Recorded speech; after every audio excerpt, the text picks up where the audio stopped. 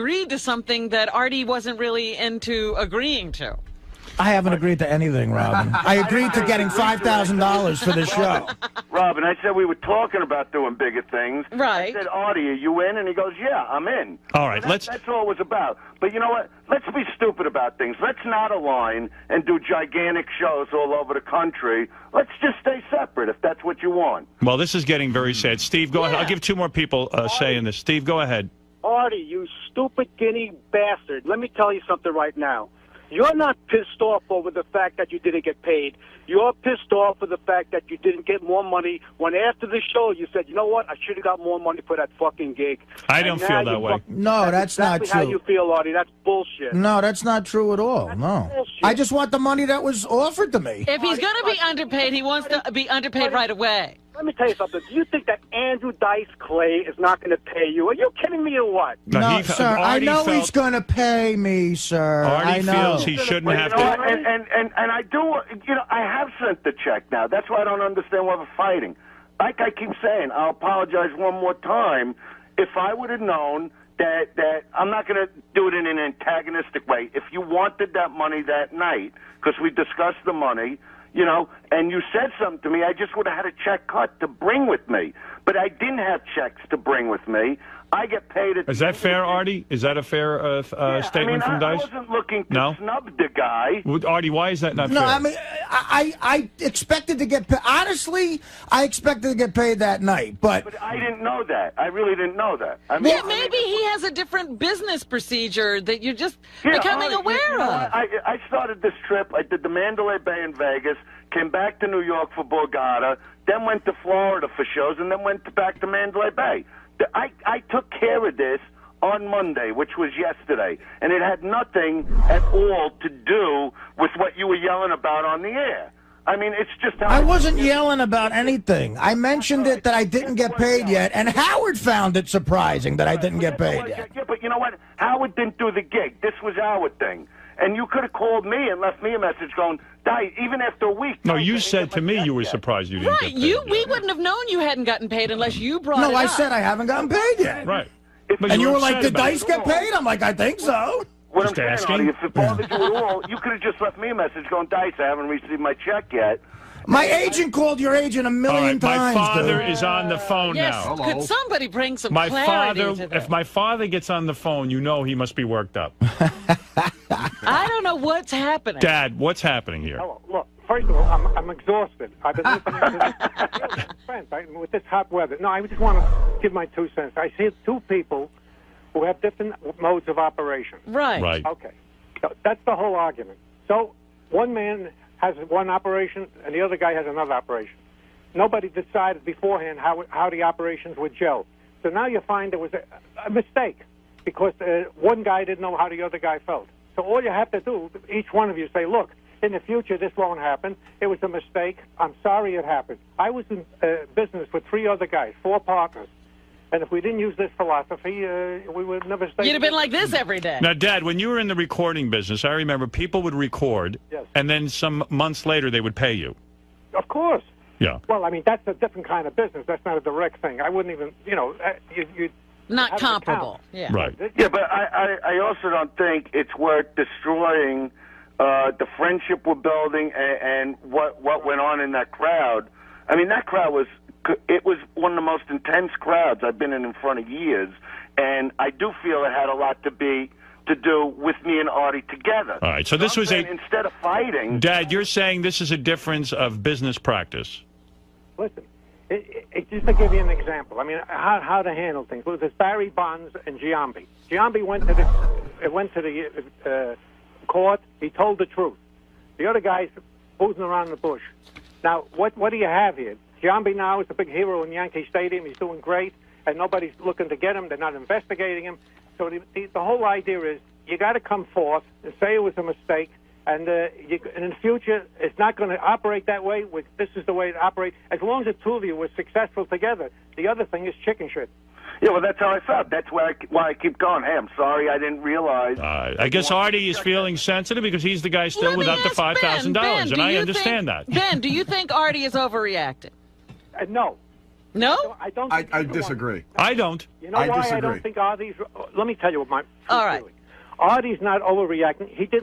He wasn't told that this is That's the right. operation that he has. Artie Now, has a on the other different hand- way. But Mr. Stern, that was not agreed to beforehand. If there was one thing where Dice said, certainly, Artie, you're going to get your money there that night, and then he stiffed him, that's another situation. Right. But nobody talked about it. Okay, So but here- Dice wasn't necessarily in the wrong, and neither was Artie. Okay, so I agree with you on the point that they didn't talk about it. That's the only thing I agree about. Well, I think what your dad's saying, Howard, is let's put that behind us. Now That's when we right. do another gig, all right, if you whatever the money is, you get that up front. If that's how you want to get paid, and we just continue. The point is that it was so phenomenal. That gig was so phenomenal. It would be stupid for us not to keep going. All right. There, Dad, thank you. One last thing. One Go last ahead. thing. Yes. What? I believe in the bottom line on any situation. I always trust the bottom line. The bottom line is the future. You two guys, if you both agree, you're great together, you're going to be successful together, that's important.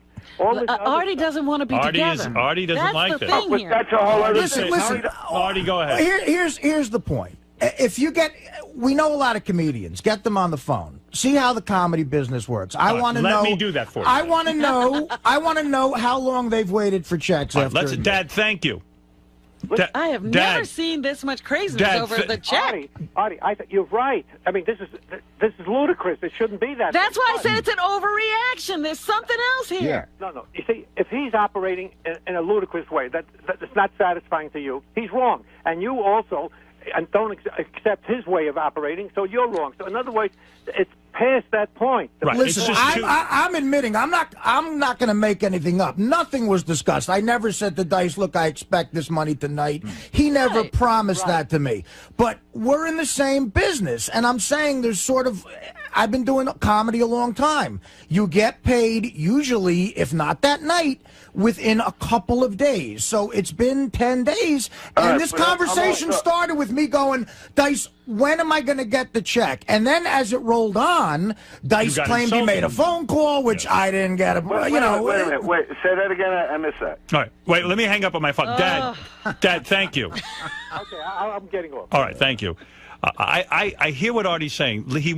He's saying it's common practice in the comedy business to be paid that night or within 2 or 3 days. But maybe Dice has a different operation. No, it's not even a different operation. If I have, you know what? If I have like just a regular opening act, okay, which I don't consider Artie, and I didn't consider him. Once again, I'm saying this as an opening act. He wasn't considered that way. We had a guy. We had the boy Jameson open. If I got a guy like that, Jameson doesn't get close to what I paid Artie, so I just take care of him. Bob Levy's on the phone. Bob, you're a comic. I'll do it for $50. Tell us what's going on. First of all, Ralph is an idiot. Okay, second of all, Thank you you. get paid that night. Whenever me and Artie did gigs, we would tell the promoters to have the check there that night. There's no thinking about anything else. We're not going to get sent a check. We're working at night. We're going to get paid that Bob, what's the longest, you've been doing stand-up for years, what's the longest you ever waited for a check? I would have him overnighted if I didn't have it there that day. Right. Yeah, but I'm not a promoter. I'm a comic, so I got the check from the hotel. I keep the check. But Dice, if you got half the money from the hotel, why not give me half my money that How am I night? going to give it? Should I rip the check in half? Just write a check out. Have a check ready. No, but or tell the promoter, make out half to Artie. But listen to me. If I would have known you wanted it that night, if it was discussed at all, it just would have been handled. All right, listen. We can't go on with this all day. I'm sorry you guys have this going on. Artie, I understand from Dice what he's saying. Your check is in the mail. Right. That's it. It was handled. It's handled the day I came home. Dice, it would be great if the check would bounce. But Artie That feels would be insulted phenomenal. some way. No, I don't payment feel out. insulted. I feel he's Artie not said- admitting Artie- he's not admitting to lying that he called me in the middle of the week. Listen, everything went so good, and you're turning something that went so good into something bad, and it shouldn't be. No. I'm not turning this into anything bad, Dice. All I asked at the screaming beginning at was, each other on I the- haven't gotten paid yet. When am I getting the check? And then a conversation started, and a couple of things happened in that All right, conversation that got Dice's me answer aggravated. is your check is coming within a day or two. But I'm calmed down again. All Like, right. Me too. All right, here's the answer.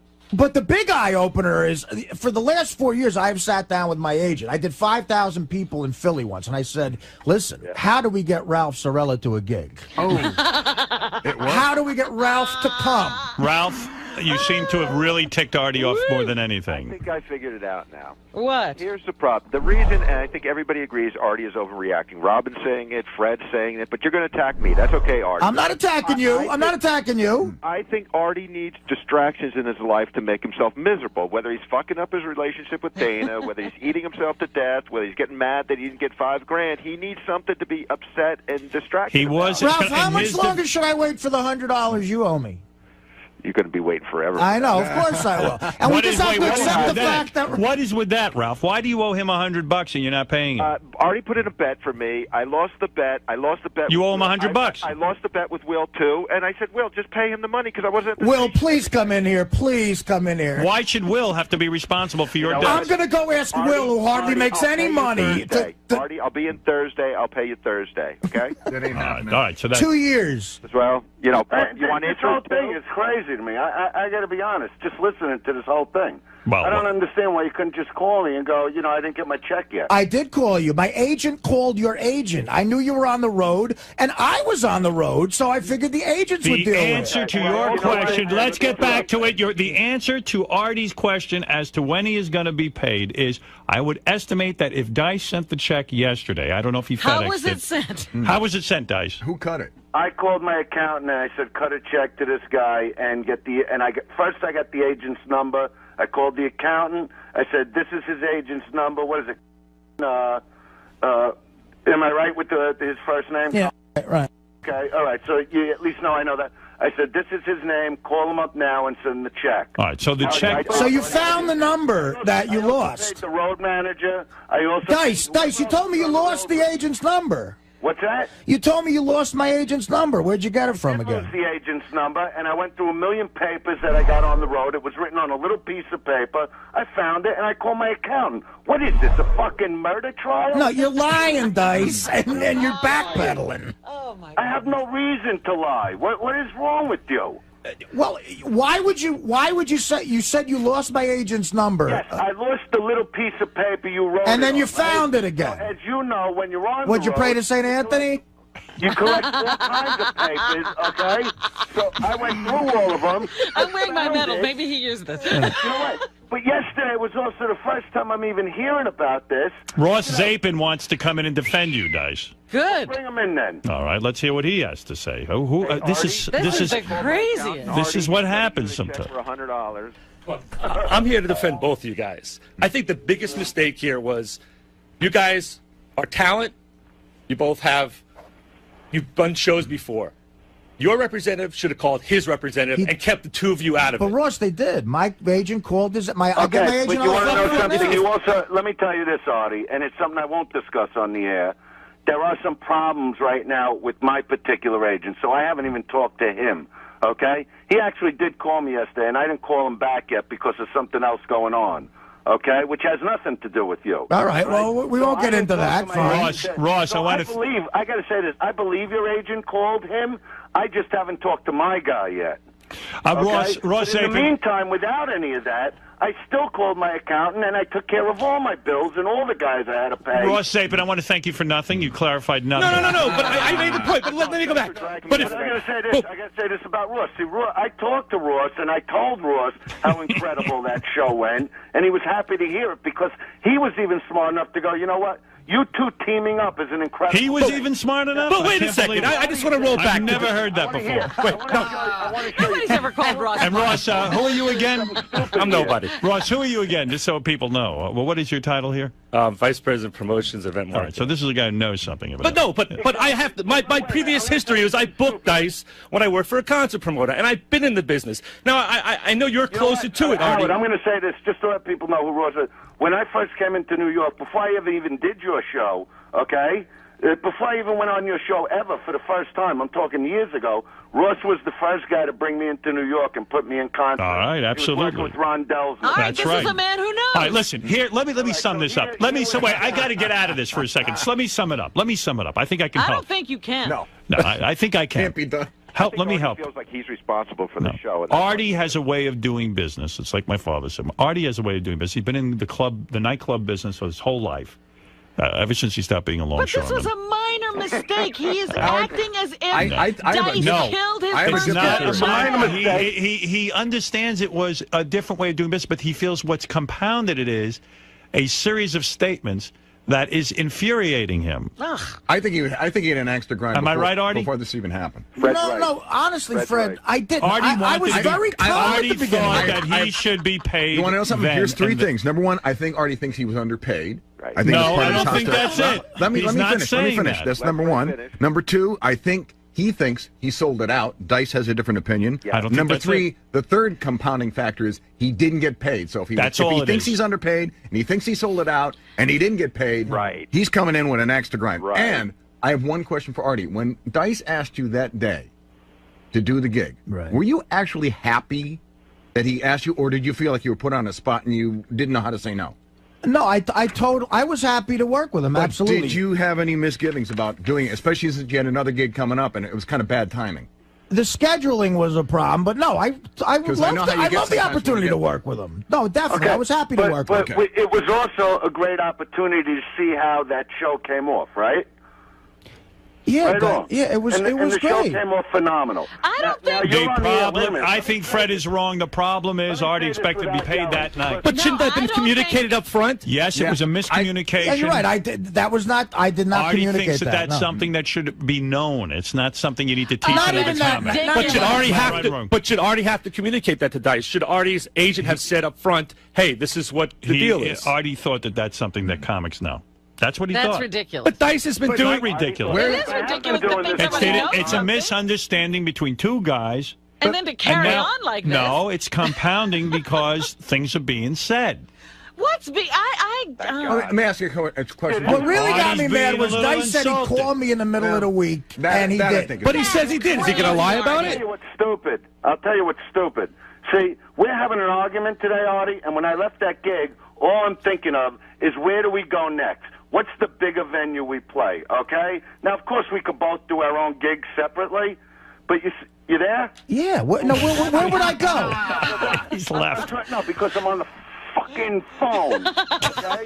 But this is what happens, and I don't know who put anything in your ear. This is what I spoke to Howard when I first came in about our fight, that other people... Promotions, event marketing. All right, so this is a guy who knows something about it. But I have to... My previous history is I booked Dice when I worked for a concert promoter, and I've been in the business. Now, I know you're closer to it, Artie. Howard, I'm going to say this just to let people know who Ross is. When I first came into New York, before I ever even did your show, okay...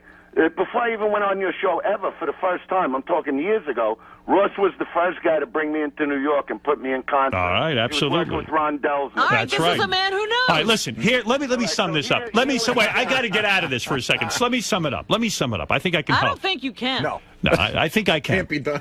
Let me help. Feels like he's responsible for the show. Artie has a way of doing business. It's like my father said. Artie has a way of doing business. He's been in the nightclub business his whole life. Ever since he stopped being a longshoreman. But this was a minor mistake. He is acting as if Dice killed his It's brother. not a minor mistake. He understands it was a different way of doing business, but he feels what's compounded it is a series of statements that is infuriating him. Ugh. I think he had an axe to grind. Am I right, Artie? Before this even happened. No, honestly, Fred, I didn't. I was very calm at the beginning. Artie thought that he should be paid. You want to know something? Here's three things. Number one, I think Artie thinks he was underpaid. Right. I think No, it's part I of his don't think hostility. that's it. Let me He's not finish. Let me saying finish. that. That's number one. Number two, I think he thinks he sold it out. Dice has a different opinion. I don't think Number that's three, it. the third compounding factor is he didn't get paid. So if he thinks he's underpaid and he thinks he sold it out and he didn't get paid, he's coming in with an axe to grind. Right. And I have one question for Artie. When Dice asked you that day to do the gig, were you actually happy that he asked you, or did you feel like you were put on a spot and you didn't know how to say no? No, I was happy to work with him. But absolutely. Did you have any misgivings about doing it, especially since you had another gig coming up and it was kind of bad timing? The scheduling was a problem, but no, I love the opportunity to work with him. No, definitely, I was happy to work with him. But it was also a great opportunity to see how that show came off, right? Yeah, right it was and the great. show came off phenomenal. I don't think you're on the air. Wait a minute. I think Fred is wrong. The problem is Artie expected to be paid that night. But shouldn't that have been communicated up front? Yes, it was a miscommunication. Yeah, you're right. I did not Artie communicate thinks that. that's something that should be known. It's not something you need to teach Not another even that. comic. But should Artie have to? But should Artie have to communicate that to Dice? Should Artie's agent have said up front, "Hey, this is what the deal is"? Artie thought that that's something that comics know. That's what he thought. That's ridiculous. But Dice has been doing ridiculous. It is ridiculous to think somebody knows It's a misunderstanding between two guys. And then to carry on like this. No, it's compounding because things are being said. What's Let me ask you a question. What really got me Artie's mad being was a little Dice said he insulted. called me in the middle of the week, and he did. But he says he did. Is he going to lie about I'll it? tell you what's stupid. I'll tell you what's stupid. See, we're having an argument today, Artie, and when I left that gig, all I'm thinking of is where do we go next? What's the bigger venue we play, okay? Now, of course, we could both do our own gigs separately, but you there? Yeah. Where would I go? He's left. No, because I'm on the fucking phone, okay? But this is what happens, and I don't know who put anything in your ear. This is what I spoke to Howard when I first came in about our fight, that other people get in between shit and say shit, and by the time we even hooked up today, we're both fucking yelling. That's what happens, and it's bullshit. So if I'm telling you I called you, and if you didn't get the message, I'm sorry you didn't get the message. But the bottom line is, I'm at least man enough, I say, you know what? If I knew you wanted it that night, it would have been handled. I didn't know it. I took care of it like I always do at the end of a trip. I take care of all my business. I always have with anybody that's ever worked for me. I've never had any problems. What's going to be fucked up is if we don't do more shows, because then other people out there go, look at this, they did one fucking show, and it falls the fuck apart. All right, look, we got to move on. Guys, But when you're sitting there on the phone also and going, yeah, you want me to do the shows because I'll plug them. Of course I want you to plug them. Who the fuck should I hire? Some guy that just got on a Catch a Rising Star and did 3 minutes? You want two guys that could go out there, because I'm not looking to do Borgata. I'm looking to do the biggest fucking stadiums in the country. And I turned around to you after that show and I said, I want you to do it with me. That's what's fucked up if you don't. Not the 5,000. The 5,000 is fucking chicken feed compared to what you're going to be fucking making. Now, you could do these fucking clubs and make whatever you make for a weekend, or you could go to the very fucking top. Do you know what's happened since that show? My fucking show got picked up on. I got offered a show on. That I say, you know who I want on the show with me? Artie fucking Lang. That's the only name I put out there. All right, well, there it is. No, but I'm telling you, Howard, this is... I am sad. I am sad that it's gotten... Dice has convinced me. I'm wrong. I'm sorry. Whenever I get the check, it'll be fine, man. Artie says you can send it whatever you want. Don't even send the check. Dice. As a matter of fact, I don't want the money. Wait, Dice. And Ralph, I don't want the 100 either, because you know what? I don't need it. Right. I don't need it. I didn't need the money I made at the Pittsburgh Funny Bone either, but you know what? I took it. Yeah. I said, what the fuck? Yeah. Why'd you take that? I don't know. You don't want to listen. Why did the guy in Pittsburgh write me a check that night? I go, you know what? I don't need this money. Put it in your account for a month. The fucking money. I take care of it the way I take care of it. If you wanted it different, why do we got to keep rehashing that when we can move so far forward? Right. Yeah, We're right. going to do such big things. I'll be on your show, and we'll play Giant Stadium in November. That'll be great. Good, and what do you think? It's not going to happen? Dice. I want you, Dice. And Howard knows how I am, because we're both fucking goal-driven. Dice. What? When you come back to New York, you come in here. We'll have face-to-face. You guys will be able to break a little bread. You guys will break bread. I'm not mad at him. I just don't understand what this... Who knows? I understand why you felt like you were expecting it that night. Okay, so I fucked that up. Not even that night. Maybe Monday, maybe Tuesday. All right, here's High Pitch Eric. You sound like a guy from The Sopranos. Here's High Pitch Eric. Let's see what he Maybe that's what I am, Robin. I don't come from much. I'll admit it. Maybe I'm a simpleton. All right, I like to get paid. Let's go to High Pitch Eric. I'm not M. Night Shyamalan's kids with creatures in the pool. Yes, High Pitch Eric. But, who? Hey, Andrew Dice Clay, how are you? Who? What'd you just say, Howard? High Pitch Eric. Oh, hi. High Pitch Eric. Listen, you're a fucking dick. You're a cocksucker. Oh, this guy's got nothing to stand on. Yeah, he's just got nothing to say. Well, if someone calls up to defend me, Dice will just go, who are you? Isn't this the guy that rips off limo drivers? I'll listen to a guy. Who are you, you zero? You know, no, that guy started off the conversation just pissing on me. Why should I fucking That wasn't fair. That wasn't fair. Well, that's not fair. Well, they shouldn't piss on you Artie, either. you could say something if you don't like what's being said. No. I am, and apparently I'm overreacting. All right, hey, you know what's happening? It's getting blown out. It's crazy. Agree to disagree. I haven't liked a lot of things that have been said, and when I say something, I get Mary everybody go, "You're an unhappy person." What's that got to do with anything? God, annoying cunt. Look, right, guys, listen. Whenever I get the cash, is fine. And that's it. And I'm sorry to have expected the money within 10 days. That was my mistake. I want to know if you spoke to your agent. I speak to my agent almost every day. That's not the question. About what? Yeah, I talked to my agent. I said... You spoke to him yesterday. When I got to Pittsburgh, I called my agent and said, listen, Dice wasn't able to pay me Friday. Could you call his agent and find out what's going on? That's what happened. Why can't you hear the question and give a straight answer? What? Go ahead. Did you talk to your agent yesterday? Yes. Did he tell you he had a long conversation with me? He told me he talked to you, yeah. And did he tell you what it was about? He didn't get into details because it was late at night. He told me he talked to you, and he told me that you were going to cut a check. Maybe you should talk to him and get into it with him and not be so mad at me because... I'm not mad at you. Well, what was the yelling about? Happiness?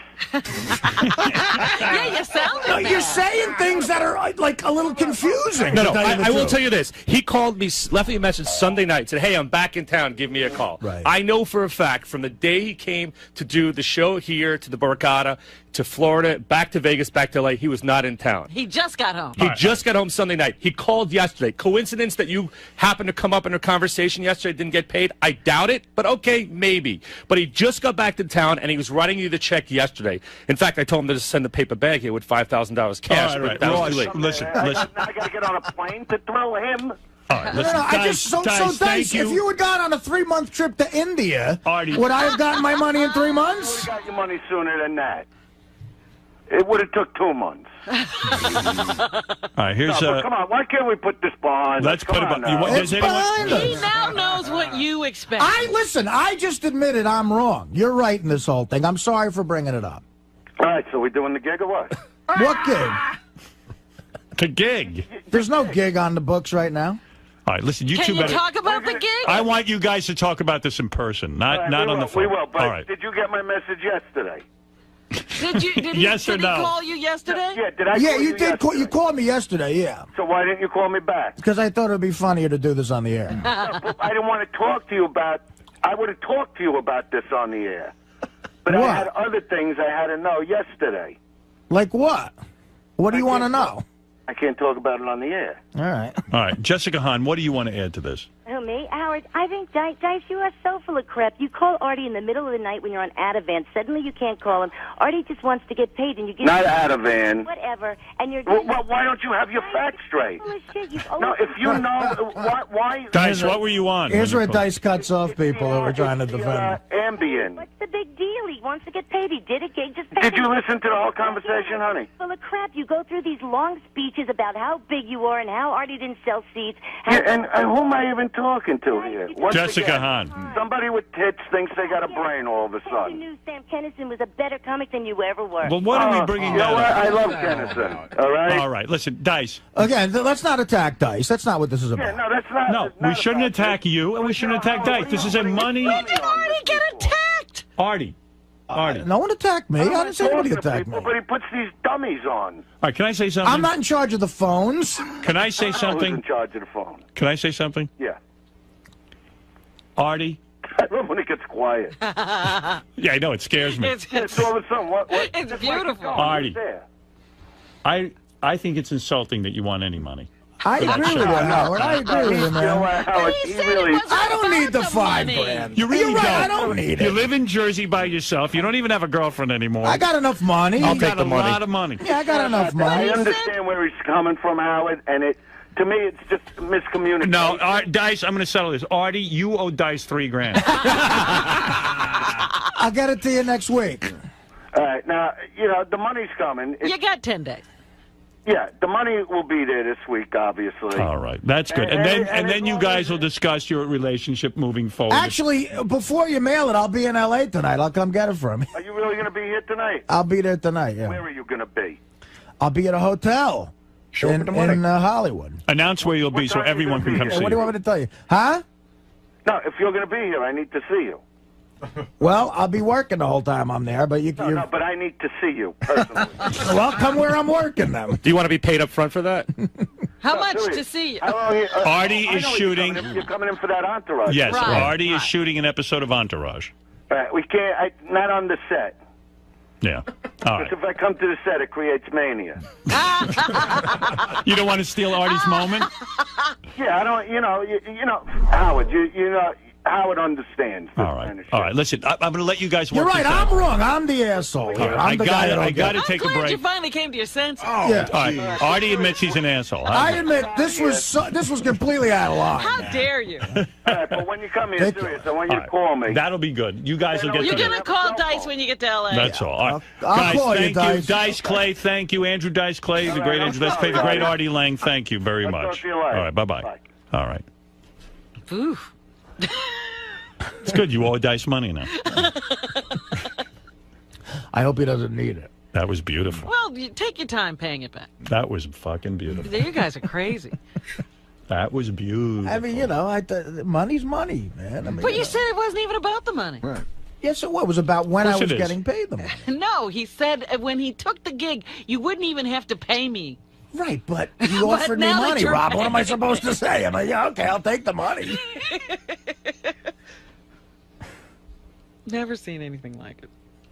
Everyone's counting up Artie's money. Nobody's counting Artie's money. Everyone's counting Artie's money. I wasn't counting Artie's money. I wasn't either. I simply heard the screams, and I thought, my goodness. Wants to be paid. I got aggravated. Wants respect. I mean, I know he said he called me, and look, I have no way of proving he didn't. He did not call me. So once he started with that, I'm like, okay, where's he even? If he's gonna Robin, I don't know. That's what I was asking myself. That's right. I'm like going, okay, where's he going with this? It's becoming too much of a problem. Mm-hmm.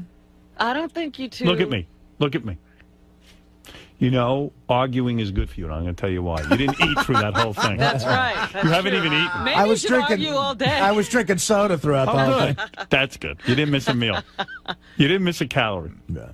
And the argument's over, and I still don't have the $5 grand. Right. But, you know, whenever I get it, it'll be fine. And I'll tell you something else. I don't need. I'm going to tell you something else. I still don't think the $5 grand check has been cut yet. That's what I was going to ask. Do you think the check is in the mail? Howard, you know what? You check the date. Howard, here's what. When he lied about the phone call, and again, I have no way of proving he lied, but believe me, he lied, guys. I'm your friend here. I've never bullshitted you. I never got a phone call from the guy. Okay. I'm starting to say, okay, if he's bullshitting about that, where is it going to end? So in my head, I overreacted. I got hot-headed about the fact that he's bullshitting me, and I agree with Howard that I don't think the check's cut yet either. I agree with my father. One thing he said. Your father was right. We did not agree on anything. He has a different way. And I'll admit that. I'm not bullshitting anybody. Yeah, his way of doing business is not to pay. But Artie doesn't want any bullshit. All right. And as far as that Ralph goes, Ralph, shame on you.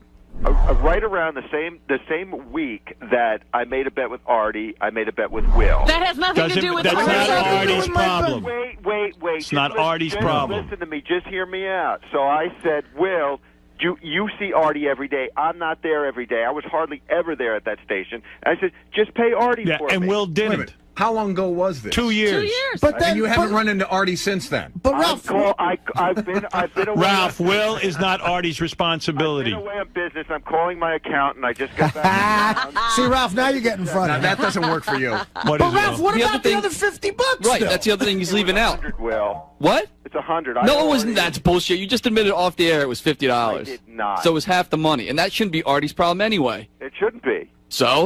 I'm going to come over and beat your ass and get the money. I forgot about it. Artie, you'll have your money today. Ralph, listen, I didn't bring it up because I didn't want to embarrass you. I'm like, fine, there's an issue. He doesn't want to give me this money. I'm really not embarrassed. That's the real problem. Thank you. You know what, Artie? I try to help. I love that Ralph goes, Artie, did I ever ask to go to one of your shows until you learned that? Another insult. Did I ever ask to go to one of your shows? You were in He was going to let you go. He He wanted a free ticket. And, Of course he did. And he said, did I ever ask?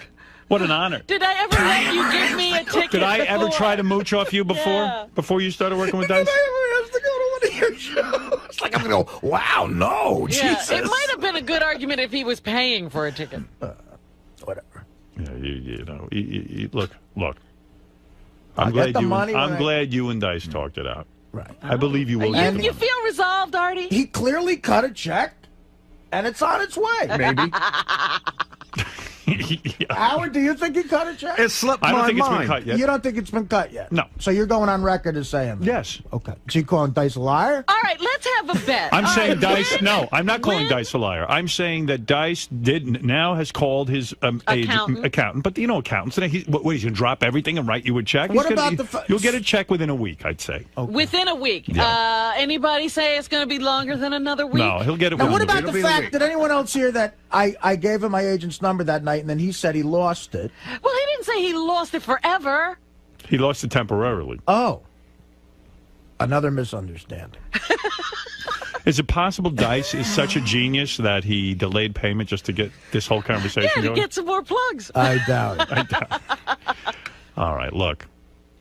By the way, his act is great. He did a great job. He's hilarious. You should go see him. But you know, our future together is, you know, questionable. Okay. Really? You're that bad off about this situation? I've been offered another gig that's a very exciting thing for me, actually. That's a very big venue that I can't announce yet, but it requires where I'd headline for really good money, and it requires me not working in the New York area for a couple months before or after. But why good money? I mean, you don't need the money. Well, and I told these you people, now that they know, paid? see, now that the promoters out there have heard that I'm a fucking fag that you can step over and just go, look, Artie don't need the money. But Dice is going to take you to the top, so why would you... Don't worry about it. Now I understand. Yeah, now it was the promoters. Look. Yeah, everybody out there now knows that Artie's a fucking Just don't pay pansy-ass him, prick. yeah. Well, you could just say, no, you don't need honestly, the money. What I really do think happened, and I think my dad hit it on the head. Dice has his way of doing business. You have your way of doing business. The two clashed. You wanted an answer. You were having. It was insulting. You weren't getting your answer. It's embarrassing that you have to ask for it. And now I think it will be straightened out. I really do think Dice is sending you a check. Well, I also thought it was interesting that they were on a face-to-face, we're going to do this gig together basis. And then all of a sudden the agents were involved. Wait, I bet you Dice is going to come down to the set. Well, I mean, No, he said not on the set. No, he'll be there. It's a closed set. I don't care. He's going to find a way in. You think they'll rough him up if he shows up? He's like Freddy Krueger. He's just going to show up.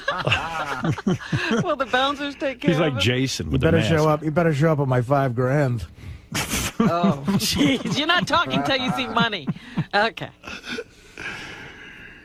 All of a sudden, I got to worry about fucking making Dice Clay a star now. Oh. See, I knew No that need was for what that. it was. I knew it. It's just no. In a way, it's just patronizing. He's like, you're a great performer. No, I got a way to plug these shows on the Howard Stern show. So I'm like, well, just come to me and say that. You know that's a man. I didn't that's get honest. that part. Me either. By the way, you are a great performer, and he wouldn't hook up with you If you were some shitty. slouch.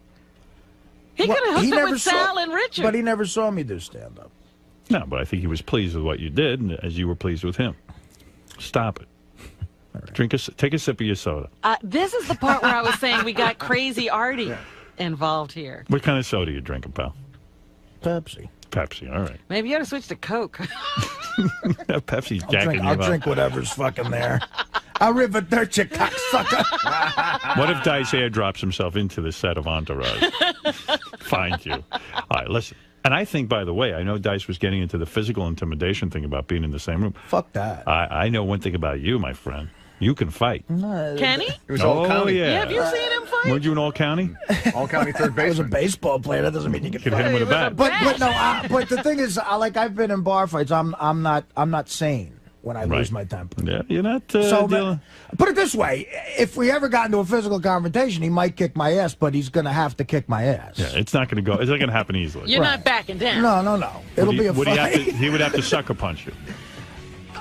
No, there would be a confrontation. There would be.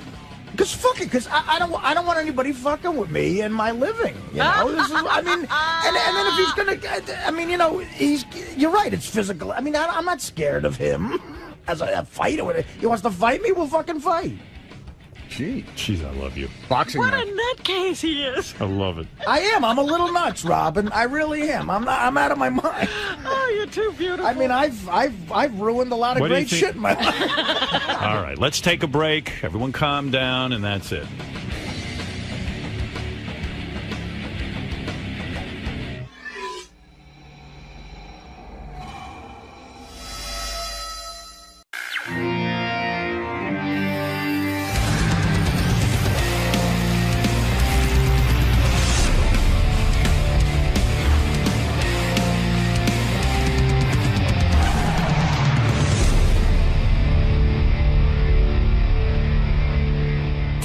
John Lieberman, what do you have for us from the Howard 100 Newsroom? Well, all eyes are on Ronnie the limo driver's Twitter account after he claims his account was compromised over the weekend. It started when a tweet saying, quote, "If I poop a boob, I'm going to feel really thirsty," came from Ronnie's official Twitter account. Ronnie claims he didn't send it. We do know. Ronnie wouldn't even be that witty.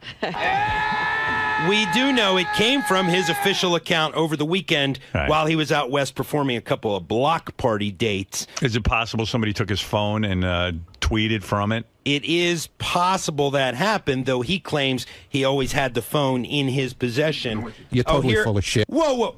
Well, what what is it? Because you're already yelling. You're not even through the door and you're yelling. Yeah, let's hear what you don't have know to what say. you're talking about. What, you have no voice, Ronnie? Yeah, it's from all that traveling, man. This fucking guy, I mean, listen to you. he's got a full appearance schedule, and I said to him, Is he busy every weekend? well, he's not only busy every weekend, but he's got to stay up till like 2 in the morning for these gigs that he's doing, and now he's got no fucking voice. I'm all right. No, you're not. You're sick. I'm not sick. Of course you are. I just don't have a voice. No, and you're sick. No, I'm not sick. All right, what do you want to say about this? I know what happened. Yeah, now you sound annoying on the air.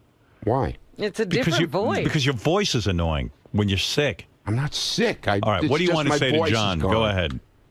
I know what happened. What happened on your Twitter account? Somebody tweeted through my account. I know who did it. I know how it happened. Who did it? I can't say. Oh, Why why? not? Why can't you say? I can't say. Elephant shit part 2 here. You Too can't bad. say. Sorry. Wait, Ronnie, how did you find out who did it? Because I know who did it. Oh, it's somebody you know. Yeah, I know who did it. They didn't hack your account. They have your password. At first, I thought they hacked my account because I didn't know at the time. I found out yesterday. So it's someone who has your account information. Exactly. So it's either your girlfriend, Stephanie. Who else would have your account information? Somebody had my information. Was it Stephanie? And somebody put out, it wasn't even, they misspelled it. It was supposed to be, instead of pooped, it was supposed to be popped. If I pop a boob, what was this? It's something to do with implants or something like that. The quote that came out was, "If I poop a boob, I'm going to feel really it was thirsty." Supposed to be pop the boob. But If you I pop- regularly make spelling and grammatical mistakes on your Twitter. Oh, tell me so- about it. It's the funniest thing ever. Understood, dude. But So I one told you would expect that yesterday- this could come from I you. told Why won't you say who it was? I told you yesterday. I told Shuli on Saturday when it happened. Who right away? Shuli ran to my room. This happened when we were in Portland. Right. I was asleep when this came out, and I had no clue it was on Twitter. Why? JD texts me like at 6 o'clock at night, which is 9 o'clock here. Explain your thought process. Why won't you tell us who did it? Like, but who cares? Right, exactly. Who But cares? why won't you say who was tweeting I from your can't account? say. Why? I can't. Somebody has your login but and tell password. me why you can't say I it. just can't say it. Why? I can't. But why can't you say it? Because I don't want to. Why don't you want to? Because I don't want to. So fucking retarded. I don't want to. Is it because... Was it another girl who you're cheating on your girlfriend with? Stop it. So then what are you fucking afraid of? I'm just... Well, how would you be compromised by telling? I just don't want to. I don't want to tell. Was it your son? No. He doesn't have your I don't Twitter know. account. I don't know. I don't know who it was. Somebody You do has know your who it password. Maybe. Well, of course they do. Well, What do you I mean? know. I mean, I could speculate who has your password. You can't speculate Go anything. ahead, speculate. Well, Zena's buddy girl runs a lot of the hot chick of the week. Oh, so it was Zena's buddy girl. No, it wasn't. Sure it was. No, it wasn't. Because she tweets for you sometimes, doesn't she? No, never. She did one morning when we were here. She did? Yeah. I don't remember that. Was it your daughter-in-law? No. I just Was it Anthony Weiner? I mean, who was it? I just don't understand why you give your password to somebody else. You have 130,000 followers. Listen to me. Yeah. I told you I don't want to tell you. Why? Okay? Why? I'm just asking you why. Because you fucking annoy me. Why won't you tell him? What I'm is not the big telling fucking him. deal? I don't want to tell him. Why do you give your password You're being to a other douche. people? I don't want to tell him. Why? Because I don't. Why don't you want to tell him? Because I just don't feel like. I'm not telling asking you who did it. I'm saying why don't you? It's my. Like, why is it so sensitive? Douche. No, it's my happiness not to tell him. This is like grumpy you're old just men. not telling There you go. John? Exactly. You can tell Howard. I'm not telling Listen, him John on the air. leaving, I'll I know. won't tell him on the air. I'll tell him off the air, but I won't tell him. Because right away he runs to me with this story yesterday. It's like some big deal. Him and Shuley. It isn't a big deal. It's interesting. I know it's not a big Who deal. tweeted for you? It's not that it's a big deal. We just want to know who tweeted for When you. dozens of listeners come to us and say, what the hell's going on with Ronnie's Twitter, it's a big deal. Yeah, I mean, why That's do you what want we're here for. No listeners Don't you want to came clear to it you. up? Listen. How do you think John found out about it? He's following your Twitter? How it started? Yeah. Shuley started putting it out there Saturday night. Okay, so finish the story. You're telling a story. There's nothing to tell. Who did it? I don't know. Why are you being so goddamn weird? I don't know. All right, goodbye. All right, thank you. Goodbye. Wow. Oh, fucking weirdo. Get out of here. And don't use this show anymore. And don't use my audience anymore. Get out of here. Don't use this audience for your fucking purposes. Get out of You here. don't know who fucking hacked your account. What are you, a man or a mouse? Fuck you. Right. I can't believe this. I'd rather talk to Benji. I mean, how annoying. What was that all about? Because you know what? He has no reason for not telling No, I anyone. just don't want to. Yeah. Let's stop being interested in his life. We'll watch all his opportunities dry up. And Benji. What do you say? Come in here with all clammed up over something stupid like that. I don't get it. Just wasted 5 minutes of your time. Yeah, it exactly. appears. Yeah. I'm stupid. I know. Martin, you're on the air in Tacoma. Good morning, King. Good morning. I was just going to give you a little wrap-up of the Seattle show. Ronnie was on fire there, too. That's why he lost his voice. He yells on stage. He yells the entire time on stage. And then he shows up here, and he's got that annoying voice. How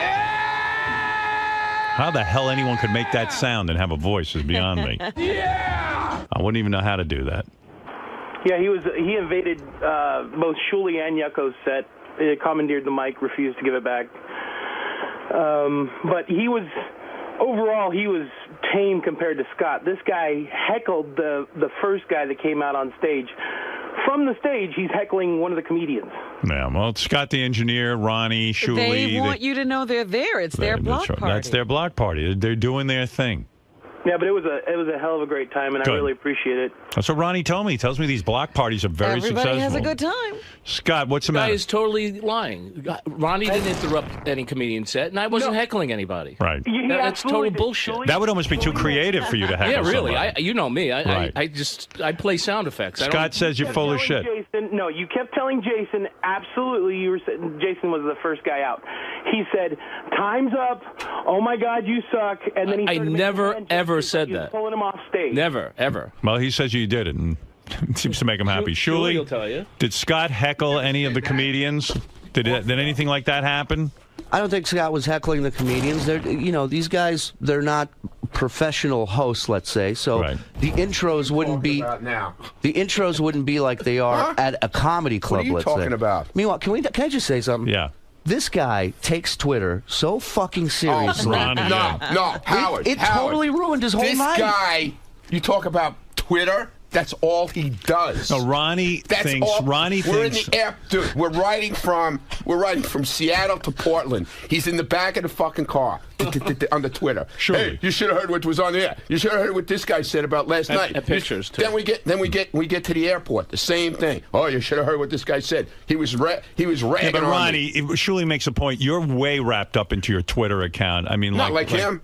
Yeah, but you're way wrapped up in it, and you're acting like what happened to you was no big deal. It what? Shuley, First of all, I could just picture you freaking out that somebody hacked into your account. No, I wasn't. Was he, Shuley? Dude, Howard, I played an interview. I put together a story yesterday. No, I was telling him to leave me alone. He was. He was so mad. He's like, "Stop! Don't talk to me. I don't want to talk about this." And I go, Ronnie, if somebody hacked into your account, what did they accomplish by putting this tweet out? Right. It makes no sense. They hacked into your account, and this is what they do with it? Right. I don't want to talk. I know you're up to something. I know you're doing... Oh, he blamed you. Well, all I'm doing on Twitter, by the way, because I'm sitting behind these two in a van heading to the gigs and stuff, so I just take different pictures of them from behind, Well, like how their heads, stupid is that? their hair, and I just post them on Yeah. Twitter. And then I people watched love them. that. No. People love them. I'm going to follow Shuley. How do I follow you? Shalom Shuley on Twitter. Stupid ass Shuley on Shalom. Wait, Ronnie fell asleep 3 times on the ride from Seattle to Portland. Right. I downloaded an air horn app on my phone. Yeah. I woke him up 3 times, and then the 4th time, we slammed on the brakes and started screaming like we were about to crash, and he woke up.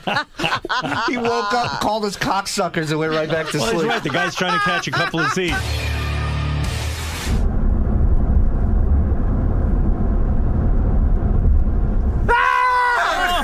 Fucking cocksuckers. Why do you got to bust his ball? Gig he's about It's a comedy tour. This is what happens. Oh, there he is sleeping. Look at that. Is that the picture you tweeted? Oh, I posted about 15 pictures. I took a picture of him looking at his phone at the restaurant, Right. and somebody tweeted that it looks like their grandfather trying to work a remote I control. wasn't Like his even glasses tweeting, you were up. stupid And he's ass. like, He's trying to read the menu. he's trying. No, he's looking at his phone.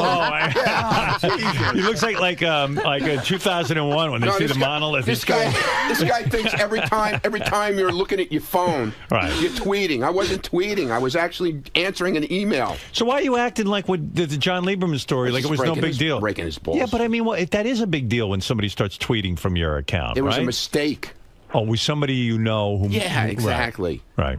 But you were freaking out, I'm sure. I would be. Look, I'll tell you exactly what happened. Okay. I was fast asleep before we were going to do the Saturday night show. Right. We got to Portland. I went to take a nap. I get a text from JD saying, "What's this tweet all about?" I go, "What are you talking about? I have no idea what you're talking about." Right. So then I go and I look on Twitter. I don't see anything. Right. Then I go downstairs to the lobby. We're going to leave. Yeah. It's so fucking stupid. It really is stupid. I go downstairs, and this one right away with the microphone. He's got the That's big my tape job. recorder, Right. the microphone. Doing his gig. He's going, "So what happened?" I go, "What are you talking about?" He goes, "This tweet that went out." I go, "I have no idea. It's not me. I was asleep." and he's hammering me and hammering me and hammering me. "Well, what do you think?" And then he gets the other guy involved, John Toll. He goes, "So what do you think, John? Does he think, what do you think of this tweet?" "Oh, it's got to be his because it says it came from his account." He says I hammered him. I asked him twice. Ronnie loves his Twitter. I asked him twice, "What's going on?" Yeah. "Dude, not right now. Leave me alone, Well, dude." give Ronnie a whole life. bothered. Like, remember when he got the offer for his television show because he thinks because of Twitter? Yeah. Yeah. Well, he brings people on stage. He's like, "Hey, you follow me on Twitter?" And he yells at him. Yelling We're at making him. him a hot chicken.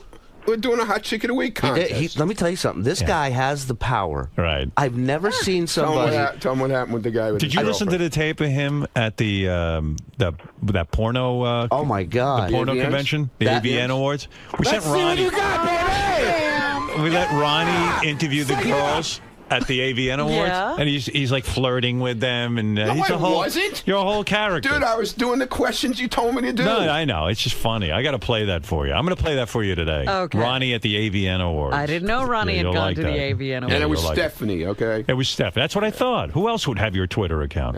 And meanwhile, Scott, literally, like, you make jokes about this black cloud. It is so real. What do you It mean? is unbelievable. Oh, you gotta tell him what happened. So I leave here work Friday after Jay Thomas show in the morning, Right. and Scott and I are driving to Ronnie's. We get to Scott's car. It's a light drizzle outside. The second keys are put in his hand for his car, a downpour, a monsoon of rain. The entire time, there was literally a black cloud following over our head. And we get to Ronnie's house. We get in this cab. And I tell Ronnie, he doesn't even know this, but I tell Ronnie that the cab driver doesn't want anybody sitting up front. Right. Just so all three of us, will be packed in the back. Yeah. This is what I got to deal with. Yeah. So all three of us are going to the airport. My hand's touching his leg and shit and everything. We get to the airport. Scott goes to buy a bottle of water at Wait, the gift what shop. about the car?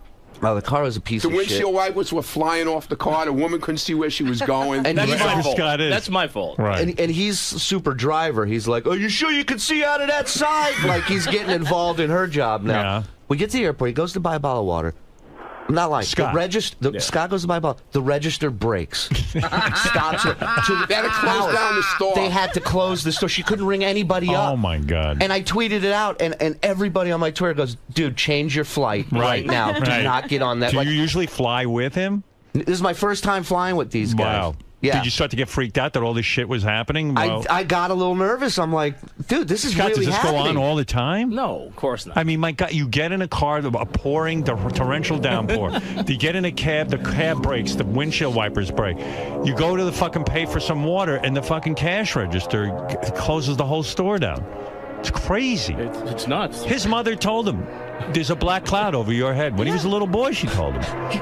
Well, we made it to Seattle fine. It was, Yeah, well, okay. One of my highlights this weekend was the sound check in Seattle that we did. Yeah, and yeah. Scott comes down to make sure that there's stuff that's compatible with his DJ equipment. Right. And so he tells the sound guy, he says, so where do I plug it at? And the sound guy goes, what are you running off of? And Scott pulls out his cell phone. There we go. Yeah, there's my DJ. I put a lot of effort into this. Then he couldn't get his phone froze up on him. Yeah. Yeah, phone was He had to breaking. take the battery out and reboot the phone. My DJ's on the phone with Verizon. Give us a few minutes. Can you hear me now? So And when all you- day long, they just are waiting for me to What would prank be a them. typical device that a DJ or sound guy would use? Not his phone. A laptop. A laptop. Yeah, something. CD player, Right. turntables. Nobody something. uses CD players You anymore. make enough money. Get Nobody a uses a laptop. phone, Laptops. Scott. Well, I mean, what can you do from your phone? I do what I have to do, does what I need to everything. do. I do everything. I play music. I play whatever I need to play. I could do exactly. I have a mixer on the phone. You know what he doesn't do, Howard? He doesn't turn his ringer off on his phone. That's right. I called He called it in the middle of the show. They were doing a big dance contest on stage, and I wonder if his phone will work if I call it. I'm so bored, so I call the phone. Sure enough, the music stops, dead stop, and you hear, and he has like the old phone ring, so it's ringing through the PA So system. professional. Yeah, really. And what does he do? A professional DJ? He picks it up. Right. He Hello. answers it. Oh, this must be important. The phone rang. I had to pick it up. something very urgent. And I go, Scott, turn off your ringer, you idiot. And he's turning around yelling at Scott. And it's just chaos. What a horrible show. Oh, it's the greatest It's going show to be on the earth. most unprofessional, worst It show is, but ever. everybody loved it. And Everyone we loves sold out both Yeah, they shows, love it man. because you guys are retarded. Yeah, well, Whatever. I mean, come on. that's what we do. Yeah. Take it. Hey, Howard. Crazy. Yeah. And Scott chooses the music, so there's a room full of 30 to 40-year-old guys. He chooses Cher, Do You Believe in Love? Well, why would I do Well, that, Ronnie douchebag? likes that. That's for Ronnie. Hey, listen up, Hey, asshole. dude, you were the first one to walk up probably and take a picture with us, too. I love you, Ronnie. I really do. I appreciate dinner and everything. This is Ronnie. This is Martin, that guy Martin who almost died coming up to our green room. This Oh, guy my Martin God. is Yeah, like the guy who went to 400 the big pounds. guy. Yeah, the guy who went to the hamburger place with us? Yeah. You follow the fat guy to hamburger. So when you place. go to one of your shows, it's like the audience becomes part of your family. They go to buy hamburgers with you afterwards. Oh and- my God, we came back to the hotel. You know, you guys remind me of like country stars because the country stars used to let them come to your house. Like Yeah, they Dolly have that Parton. open house thing. Dolly Parton, right in her backyard, had a fucking Adventureland type setup. We hang out with everyone. Dolly would. No. What about Ronnie would? We hang out. We hang out with everyone. This guy, I've never seen a guy, What do you mean? the first one out the door in everything. Right. We land in JFK. We're in the back of the We're plane. 26, row 26. Scott's in the aisle, jacket on, bag on his shoulder. He's ready to and get the, out of and the roller suitcase And in the the roller- aisle. And where is he in a rush to get to? nowhere. Right, No- he has to wait for you guys. The show ends. Everybody goes, "Where's Scott?" Right. Where's it? He's back in his room, relaxing. He goes, "We hang out with everybody. Yeah. You hang out with nobody." Yeah. Now, who do you hang out with? You go out with Shuley. Everything is a joke, though, you know. Right. They take me to a gay bar after the show. I'm glad I missed that. Ronnie's drunk. All these fans are in the lobby. He's like, "We're going drinking," and our promoter Sequoia goes, "Listen, I have a gay bar set up. It's around the corner. We're taking him to a gay bar." And like 40 people were in on it. No one said a word. Ronnie, when did you realize it was gay? When I walked in, Some guy banged some me. guy tried to kiss me. Wow. I walked Did you with guys them. tape that? Dude, we had to have. Is that going to be on our TV? Well, no, Howard TV never came. They didn't go? No. They never came to this one. In Portland, Wow. in Portland, Some guy tried to kiss me at the show. Right. They threw him out of the place. Right. Well, that's your sexual power, Ronnie. Goes Ronnie. both ways. Yeah, okay. I will say He this. loves meeting guys and girls. He brought up these girls. He's asking girls to come up on stage to do Hot Chick of the Night. So this one girl stands up. She's like 6 foot tall, huge tits. And her boyfriend, you can see, he grabs her arm. He's like, hey, don't go up there.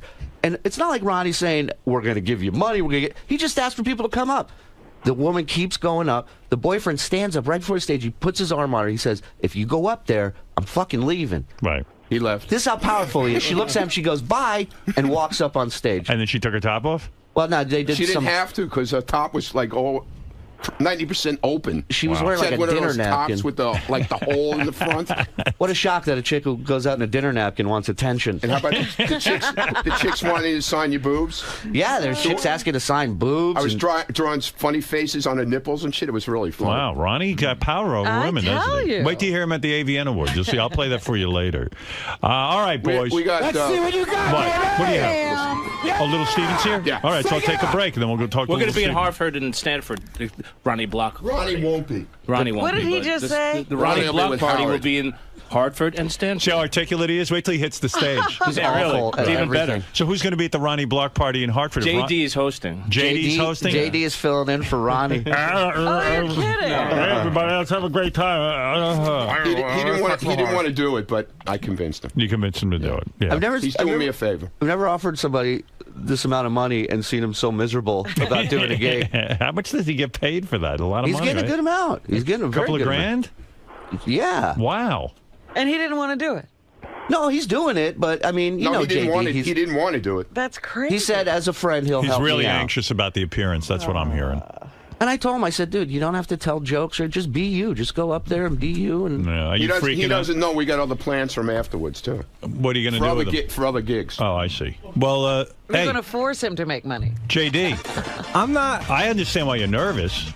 I do too. I mean, you don't go up in front of crowds. Yeah, Neither do Ronnie and Scott. But They're Ronnie's fine. so out of it. He thinks he's got something going on. But yeah, they love it.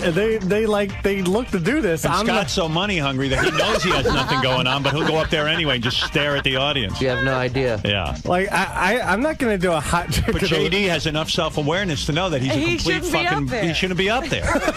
But the problem is, there's a lot of money involved. you Do know. you have any kind of game plan for when you hit the stage in Hartford? I mean, there's a couple little things. I'm not going to do like a stand-up act or anything. What are you going to do?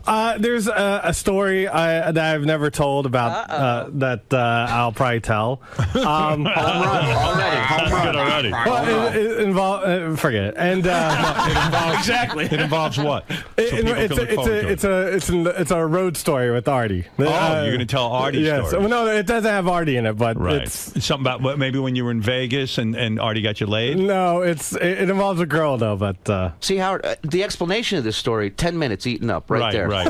Yeah, but you know he's going to hit the stage and he's going to rush through this story because he's going to be nervous. Nobody will know what You know, he I said. told him, I said, look. It's going to sound like this. There was one time, remember on the air, I said I was going to tell a story. Okay. Well, I was with Artie. We were with Artie in Vegas. And then Artie. And then Artie. And then Shuley. I don't know. Have a good night. I'll forget it. It's just going to be horrible. Tip your waiters and waitresses. So you're going to tell that story. How long is that story? I don't know. I mean, Do it it's- like Bill Cosby. Let it drone on for hours. I'm really. Then I went to the dentist, and the dentist was, oh my God, he's coming at me with a needle.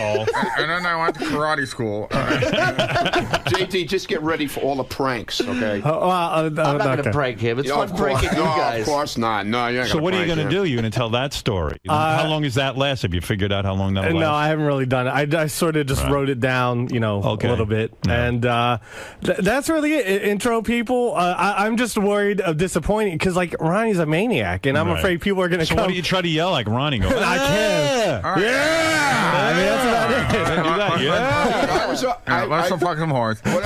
Wait a minute. Didn't I changed my whole routine this Yeah. weekend. Right or wrong? No, you did. I got up there, I started telling like Black Cloud stories, all that kind of bullshit. So you were talking like a stand-up more. Yeah, okay. It's very versatile. But then I get into my routine a little bit. But then when he goes to introduce a comic, he's like, I don't know who this guy is.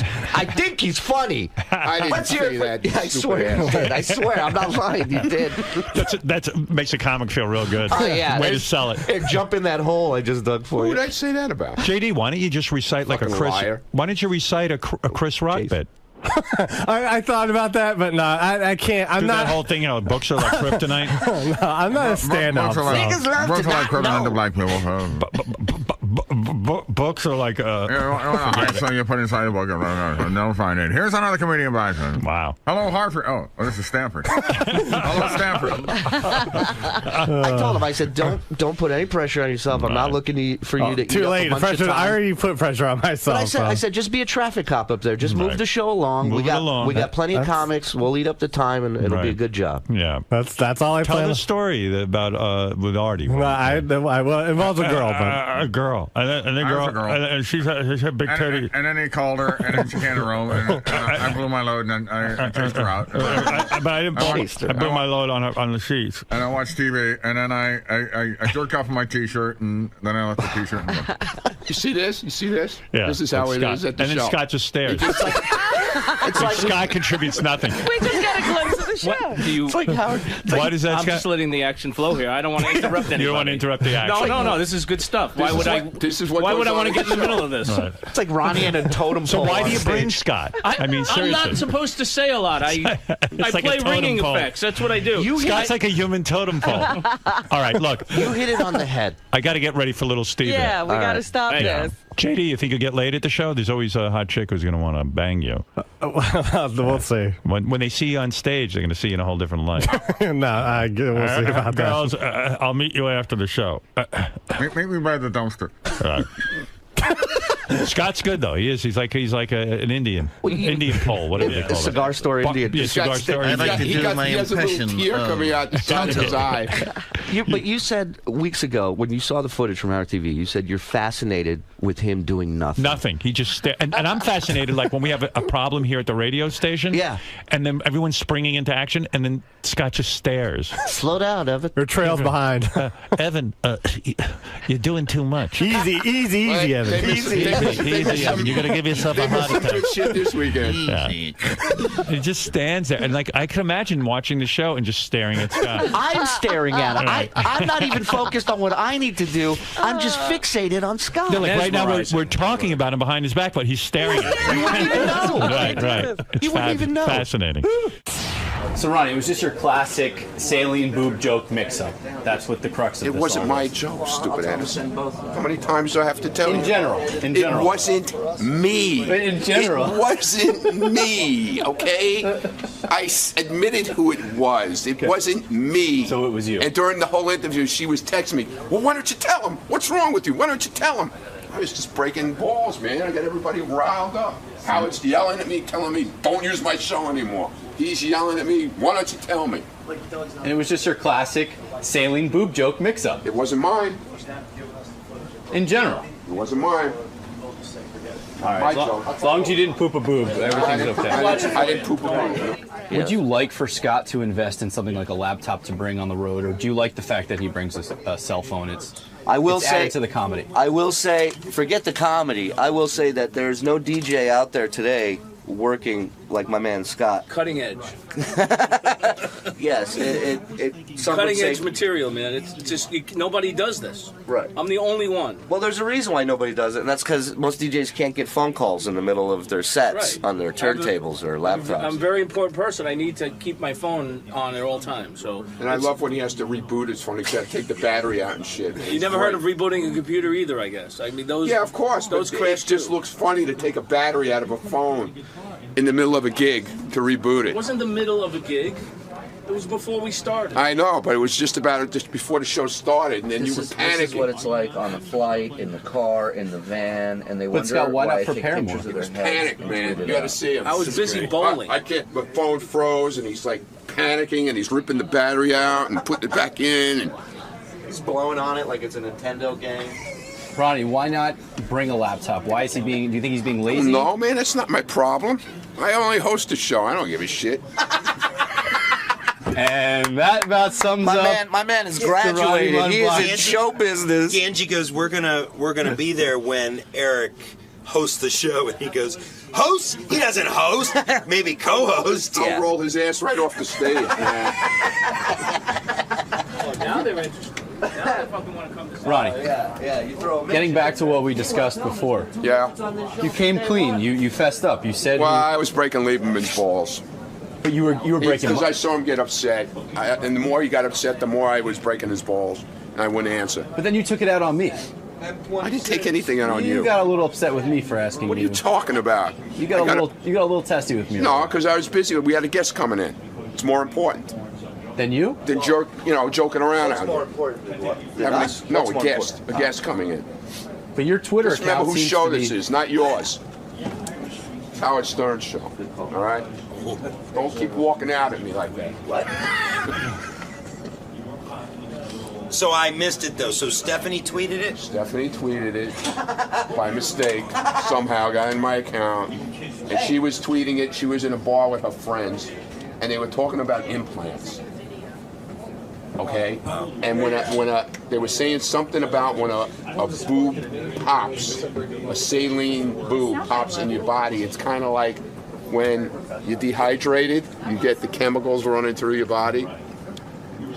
So when you pop a boob, I don't know what the hell they were talking about, but that's what they were talking about. A bunch of drunken girls, okay? That's how that happened. I'll take my apology. The typo made me think it was you because you're known for your I guess typos. my girlfriend's as stupid as me. No, she's articulate from what I can tell. Why is that So it articulate? surprises me that she would have a typo like that. Well, she had a few drinks, you know? That explains. You know what I'm saying? Yeah. A few drinks. I'll take my apology now from you. What? Yeah. I want my apology. I was all over him that he hacked my account. Yeah. I had to swear on my daughter. And I still didn't believe him. And he Sorry. still didn't believe me. No. What's that? No, I still didn't believe him. What was after that part? I said I'm sorry, all right? Thank you.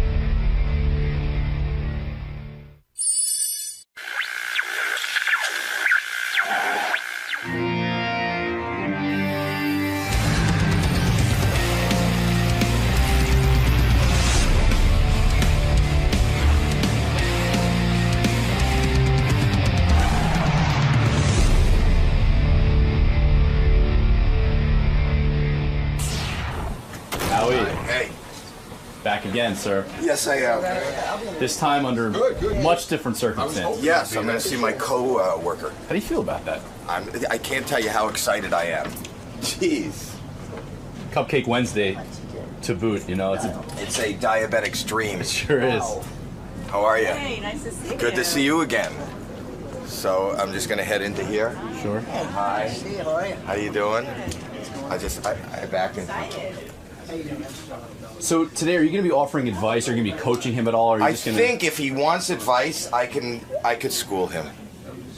So today's interview will have a completely different dynamic. You know, it's his interview. So if he has any questions, or if he is, now that he's on board, I am here and at his beckoning call for whatever information he needs. I'm fascinated, though. I'm fascinated at the fact that he's spending so much time in the, wardrobe. I just heard him talking about John Varvatos and the whole deal. Yeah, he's taking this very seriously. He really is. I've been doing it for 2 years. I don't know what pants I'll be wearing tomorrow, but he's got a whole wardrobe. I kind of don't. I love that he's so concerned. He's very professional. I guess he makes me feel very unprofessional. Why, you don't plan on wearing any pants at all? There's a desk. Yeah, exactly. I'd be in boxers the whole time. Yeah, be comfortable. Comfort first. Yes. Hey, Howie's here. Howie Mandel, my co-judge on America's Got Talent. We have not hooked up on the phone or talked since I announced that I'm a judge. And Howie's been going around doing some interviews, saying some real nice things about me. So we have a lot to talk about. There he is, my co-judge.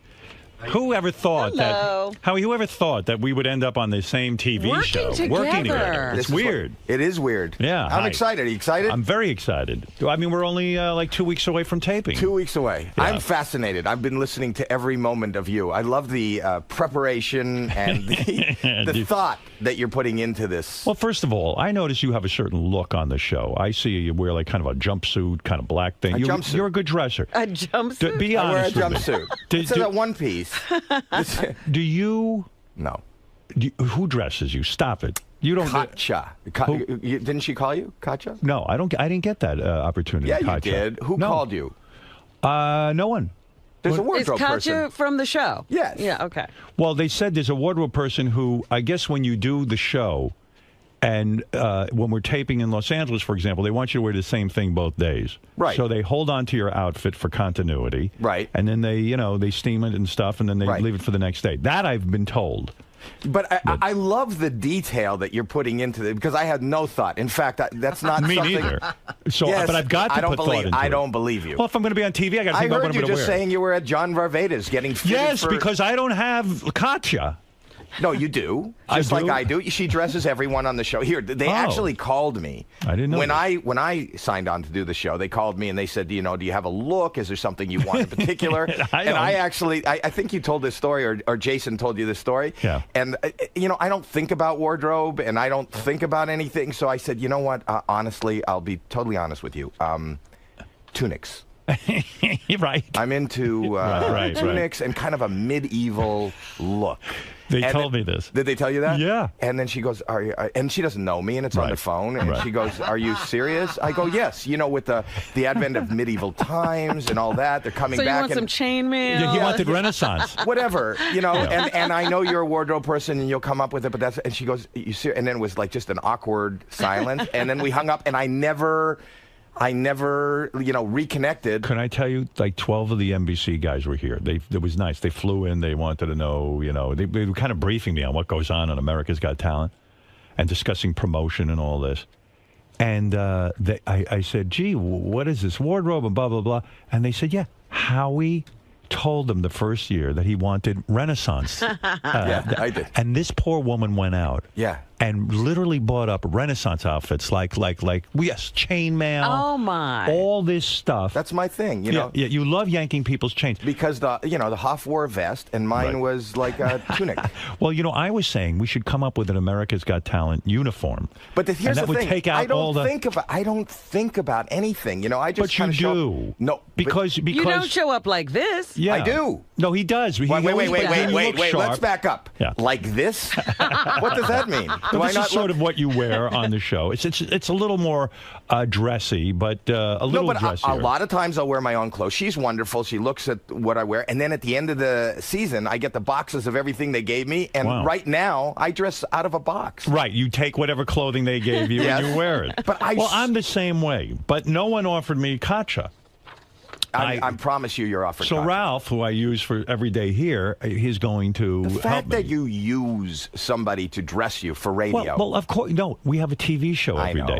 And I go, it's not funny. I know. Now listen, but you're let's let's clear up a bunch of things. Okay. Because we're working together now. Okay. Now it's no longer it's a work relationship. I know what you're going to say. No. You don't want me to bother you. Yeah. Now look, I know with Piers. And it's funny to me that you put a soda machine in front of his door and he couldn't get out of his door and all that. But honestly, if you fuck with me, I'm going to kill you. I don't mean like beat you up. I mean, I'll kill you. Here's my weakness. Right. Can I tell you what my weakness is? Right. If I hear that you have a weakness, or that something really irks you, that's it's like water flowing downhill. But it's kind of a draw because I'm the same way. Because I will take my hands, put them in shit, and cover your whole body with it because you're a germphobe. I will ruin you. I will go to war with you. Like I said, I hear you're concerned about lighting. Were you concerned about the lighting? How they were going to light you? I said, listen to me. I pulled the executives in, right? I said, look, You see this face? I said, who's your audience? They said, women 35 to 49. I said, well, good choice in choosing me. I'm a real turn-on to women. I said, you better take a fucking camera, put it on the moon, and shoot me from there because you can't get the camera far enough away from this face. Number But you one. know I'm bringing lights to work. Good. Bring lights. No, to aim at you. Well, go ahead. Aim the fucking lights. And I'm bringing germs. I'm going to rub all over you. You'll be showering for months. Here's the beauty. Can I just tell you Go ahead. something? I'm very I want to excited tell to work with you. And I'm excited to work with you. Here is the beauty of this show for me. And Go ahead. I think that you should have the same attitude that I have. Go ahead. This is the one job that exists that is not a job. Right. I don't view this as a job. You know, people don't know, and I know, that what you do here and you sit and talk, this takes a huge team and hours of preparation and you work at it and you know how this conversation is going to flow and you know where you want to take it and what you want to do. And It requires effort. The beauty of America's Got Talent and any of these other things, it's not, I can't believe, and I said it, when I got the job, I used to sit at home in my underpants on the couch doing exactly what they're paying me to do. Right. You would judge. I don't think about it. Right. I don't think about what they're going to dress me in. I don't think about what I'm going to see. And I am so thrilled to just sit there. Well, they told me, because I said to them, what are the real hours? Because I've been frantic about it. Because I get up early. Yeah. And I get tired because I'm used to getting up at 4 in the morning. Like the day we tape, we don't start till 11. Right. So, you know, they said some days it's like 11, 12 hours. Yeah. So I said, what's the delay? They said, well, some of it is we have to do setups. But they also said Howie loves being there. And Howie will sit there and he will, you know, drag this thing out. No, it's a 4-hour day, and because I'm there, it's 12? Yes. No, they didn't say that. So listen. They did not say that. Yeah, they kind of did. No, they didn't. They blamed it on you. Here's the actual truth. I'm going to tell you about the schedule. All right. The schedule is, and I absolutely love it, and I don't know why you wouldn't They love said it. you love being there so much that you barely want to go home. I do love being there. Right. But let's go home at some point and be fresh for the next day. Don't listen. But you know what? If you're tired, I'm going to lock and you in your can't dressing room. If you're tired and you can't focus, then tell the act. You know, I'll be totally honest with you. It might have been good. I dozed off. Once my adrenaline starts going, I'm there. Now, I don't know about you, but the one thing I do take seriously about this job, I really want to find real talent. Hey, and do you think my goal Sometimes is different? I think you do put through people. I thought you were this season. I thought you put through people for peers to irk him. You want to hear my theory? Yeah. And I think we have the same theory, except you don't know until you sit there how it's done. Here is my theory. Okay. I love America's Got Talent because it is so much more than just a singing and dancing competition. I agree. I am tired of singing and dancing, and Me you could too. do that someplace else. I agree. Plus, I believe that, and I'm not taking anything away from anybody who is a phenomenal musical talent. Right. But I would love to see somebody, as you said, somebody else beyond a singer win this contest. Agree. I'd like to see a magician. If you're talking about a true great Vegas act, those guys make a fortune in Vegas. Well, here's the truth. Okay. Let me say, it's whoever. You know, a magician for me, I am not a huge fan of magic, but I am a fan of performance. Right. So if somebody figures out a way to do the 3 tricks that exist, right, you know, and do it in a new way, like Copperfield was really good at that. He's flouncing around on the stage, right? Flouncing. Yes. Yes. So, but if somebody can flounce with finesse, exactly, then we put them Agreed. through. So now here's the thing. Many times there will be a cavalcade of singer after singer after singer, no better than anybody you see on a cruise or in a Ramada Inn. Agreed. But the audience there thinks they're great because they're from the hometown. People think they're great, and then I'll see an Eric, the actor. Right. You know. Right. And I will say, and somebody like Piers will say, well, that's not a talent. Right. And I'll say, I will rather come and listen to Eric. And now that I know that he does accents and voices. You would rather listen to Eric than some mediocre singer. And the truth be told, your whole career. But wait a second. It is the Tiny Tim factor. Like if Tiny Tim came on America's Got Talent, Piers would have voted him off. And possibly you would have and Sharon would have. But he went on to be a huge star because he was a freak and he was so interesting. But Tiny Tim and your Whack Pack here, and you know, there's so many other But let's characters. be real. Let's figure out now as judges, because at this point it's you and me. Okay. We can outvote Sharon. You're going to be a united front. Let's unite. Let's decide right now on this show what our criteria is going to be, because I think it's confused over there. I think you're overthinking. Are we looking for the next big superstar act that can that would take you away from the gambling tables in Vegas, that would be as good as Howie Mandel in Vegas, someone who would be compelling and great and really sell tickets, or are we looking for something like a freak show, but let me just say something. A freak show, and they're not in the same category, but if you look at what the Blue Man Group was doing, But Blue Man Group was a fully realized show. Well, when they started in a little club in a basement here in New York, right. They were, 3-4 guys who were covered in blue paint, and they were banging on pipes, and. So explain to me why you put through those chipmunk-looking characters, the funny little people. The funny little people. They were not. Listen, that was no different than what you'd see in Disneyland. So they put in a costume and they jumped up and down. Okay. You did that to Irk Pierce. That wasn't right. No. Yes. Right. And no. Yes and no. Right. Here's the thing. You can't have yes and no. Howard. I can have both. Okay, go ahead. Okay, yes and no, because in that particular day, I believe that I would rather bring them forward. If I bring them forward, somebody else doesn't go forward. It fills the spot. I have a better chance of not getting another singer. I believe with those funny little people, yes, that I could create. I believe I can create. But it's up to them to create. A Vegas show. No, it's not. Yes, it is. No, it isn't. It's not up to you creating.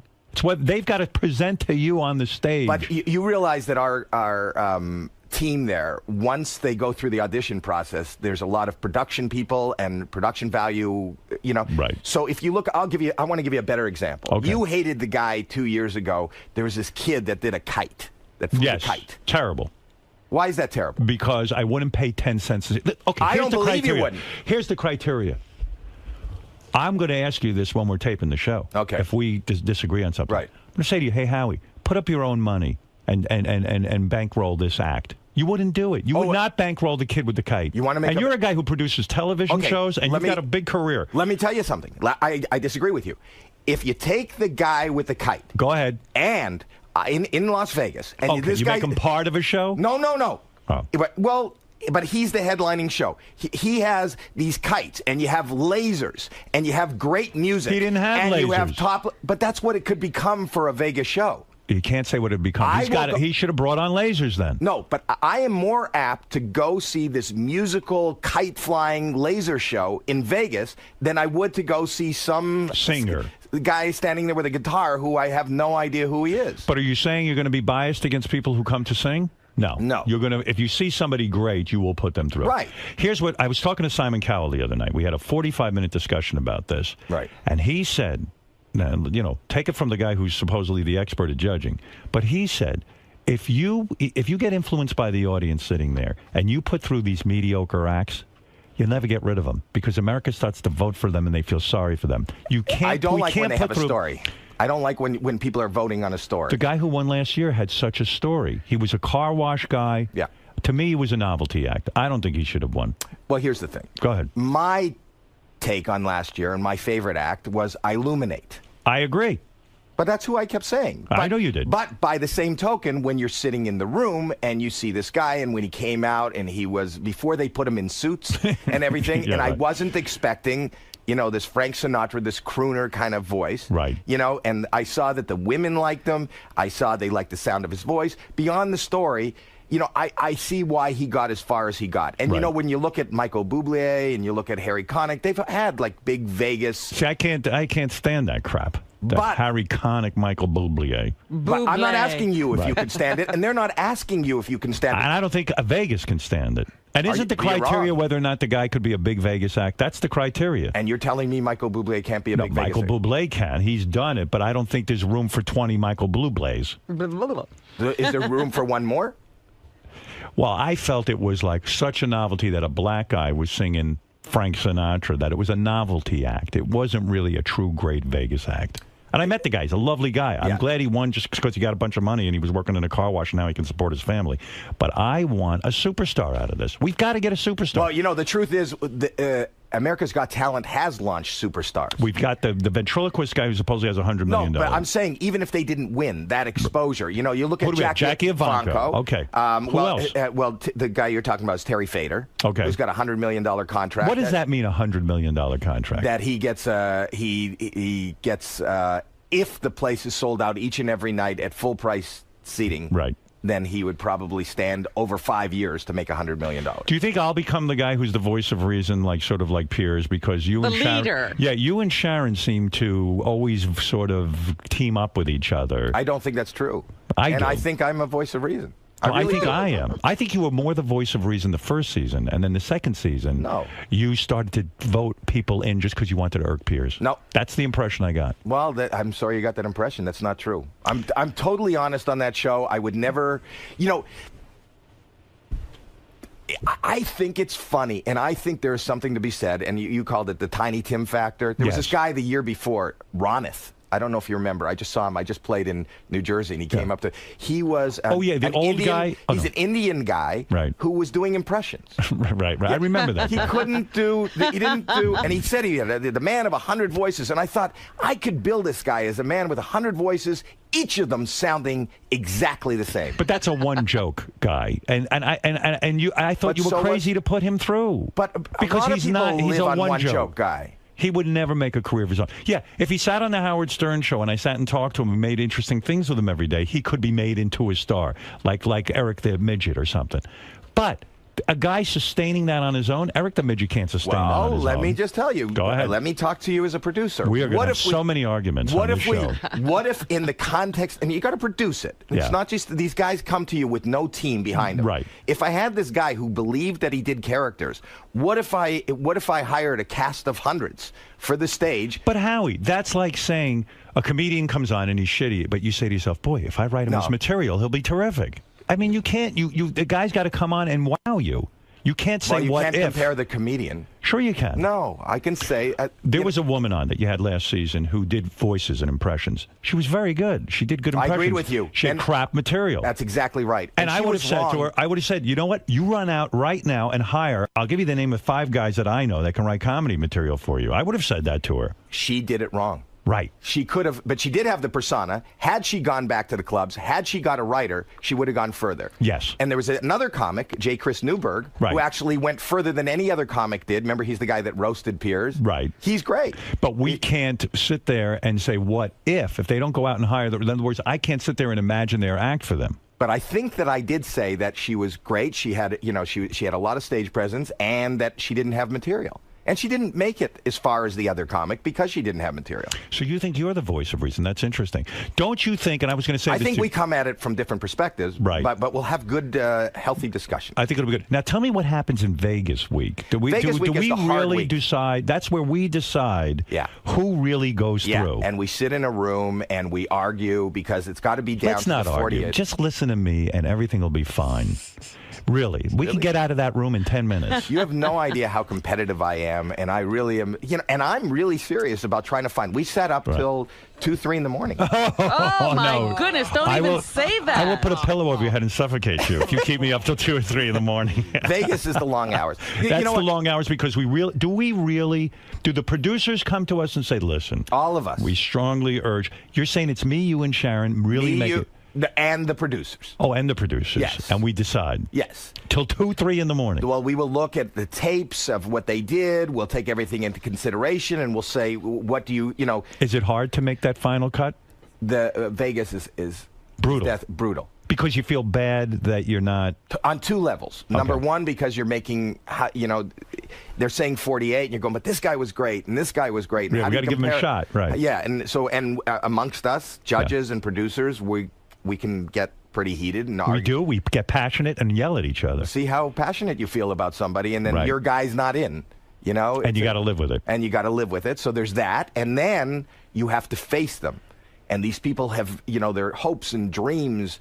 They've made it all the way to Vegas, and then they face you, and then they give us. I think that's going to be harder for me than I can imagine. That's the hardest part of the job. I hate that. I don't like to see somebody's dream burst. But like the other day, a father called in, and he said, I'm having my 10-year-old audition, blah, blah, blah. And I said, okay. She had a tape on YouTube. I listened to it. I said, she's terrible. She doesn't have it. She could develop. She's 10 years old. But don't put your kid through that. What are you doing? I would love if people just phoned in like that. But the thing is that they're going to be standing in front of you. And they've made it to Vegas. Right. And their hopes and their dreams. And it's set up so that it's really tough. If for people who have watched the show, everybody shows up in Vegas, and we tell you they're put into 3 groups. Right. One group we tell you you're not even going to perform. You're going right to Hollywood. We're not going to Hollywood anymore. You're going to New York. Right. Wow. Right. Okay. To New York. Yeah. You're going to New York. One group, we say you are going to perform here. Right. And there's 48 spots. Okay. Well, there's not 48. The people that went You've got to essentially the people audition that again. went to New York. You got to. There's 22 remaining spots. You got to go for the 22 remaining spots. Right. If the third group. If we can't find 22 in that third group, you get there'll a be shot. 5 remaining spots for this whole third group, and you can go. We have real power. Oh, you have no idea. That It's so- third group must be. What a fun thing, but a big responsibility in a sense. It really is. People's, as much as it's fun and everything, people's lives and careers and futures are in our hands, and your words are like daggers.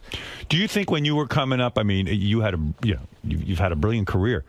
Do you think you would have done America's Got Talent? I don't think you would have gone that route. I did. I started on a show called Make Me Laugh.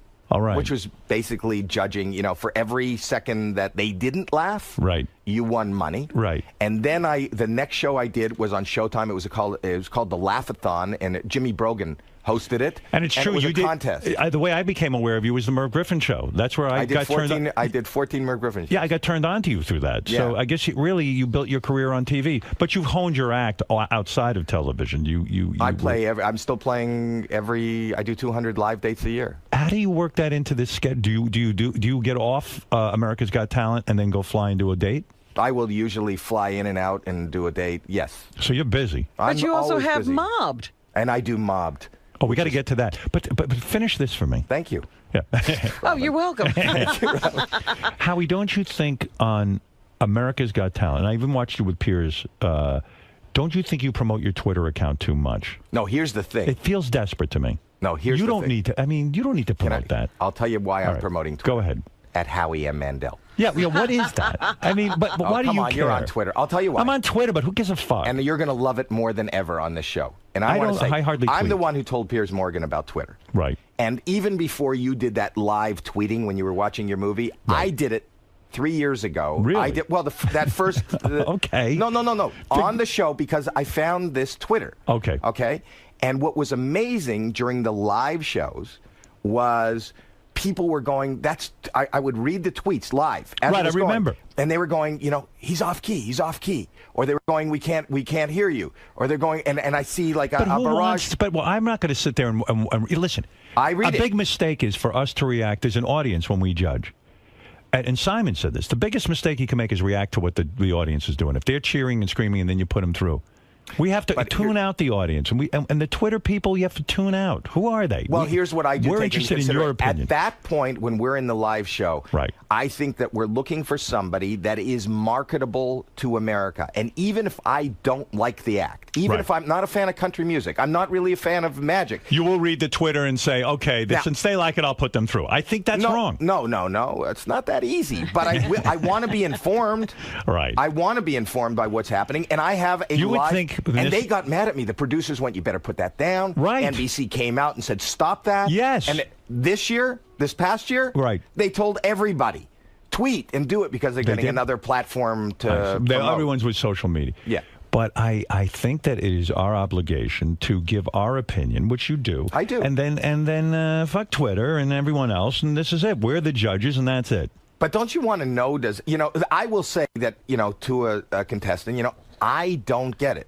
Right. But I got to tell you that you just lit up, and I don't go by the audience in the theater or in the studio. No, we can't. No, but there's 15, 20 million people listening at home. And if it's coming through, it's amazing how different something seems when you're there live versus how you watch it or how it... Right.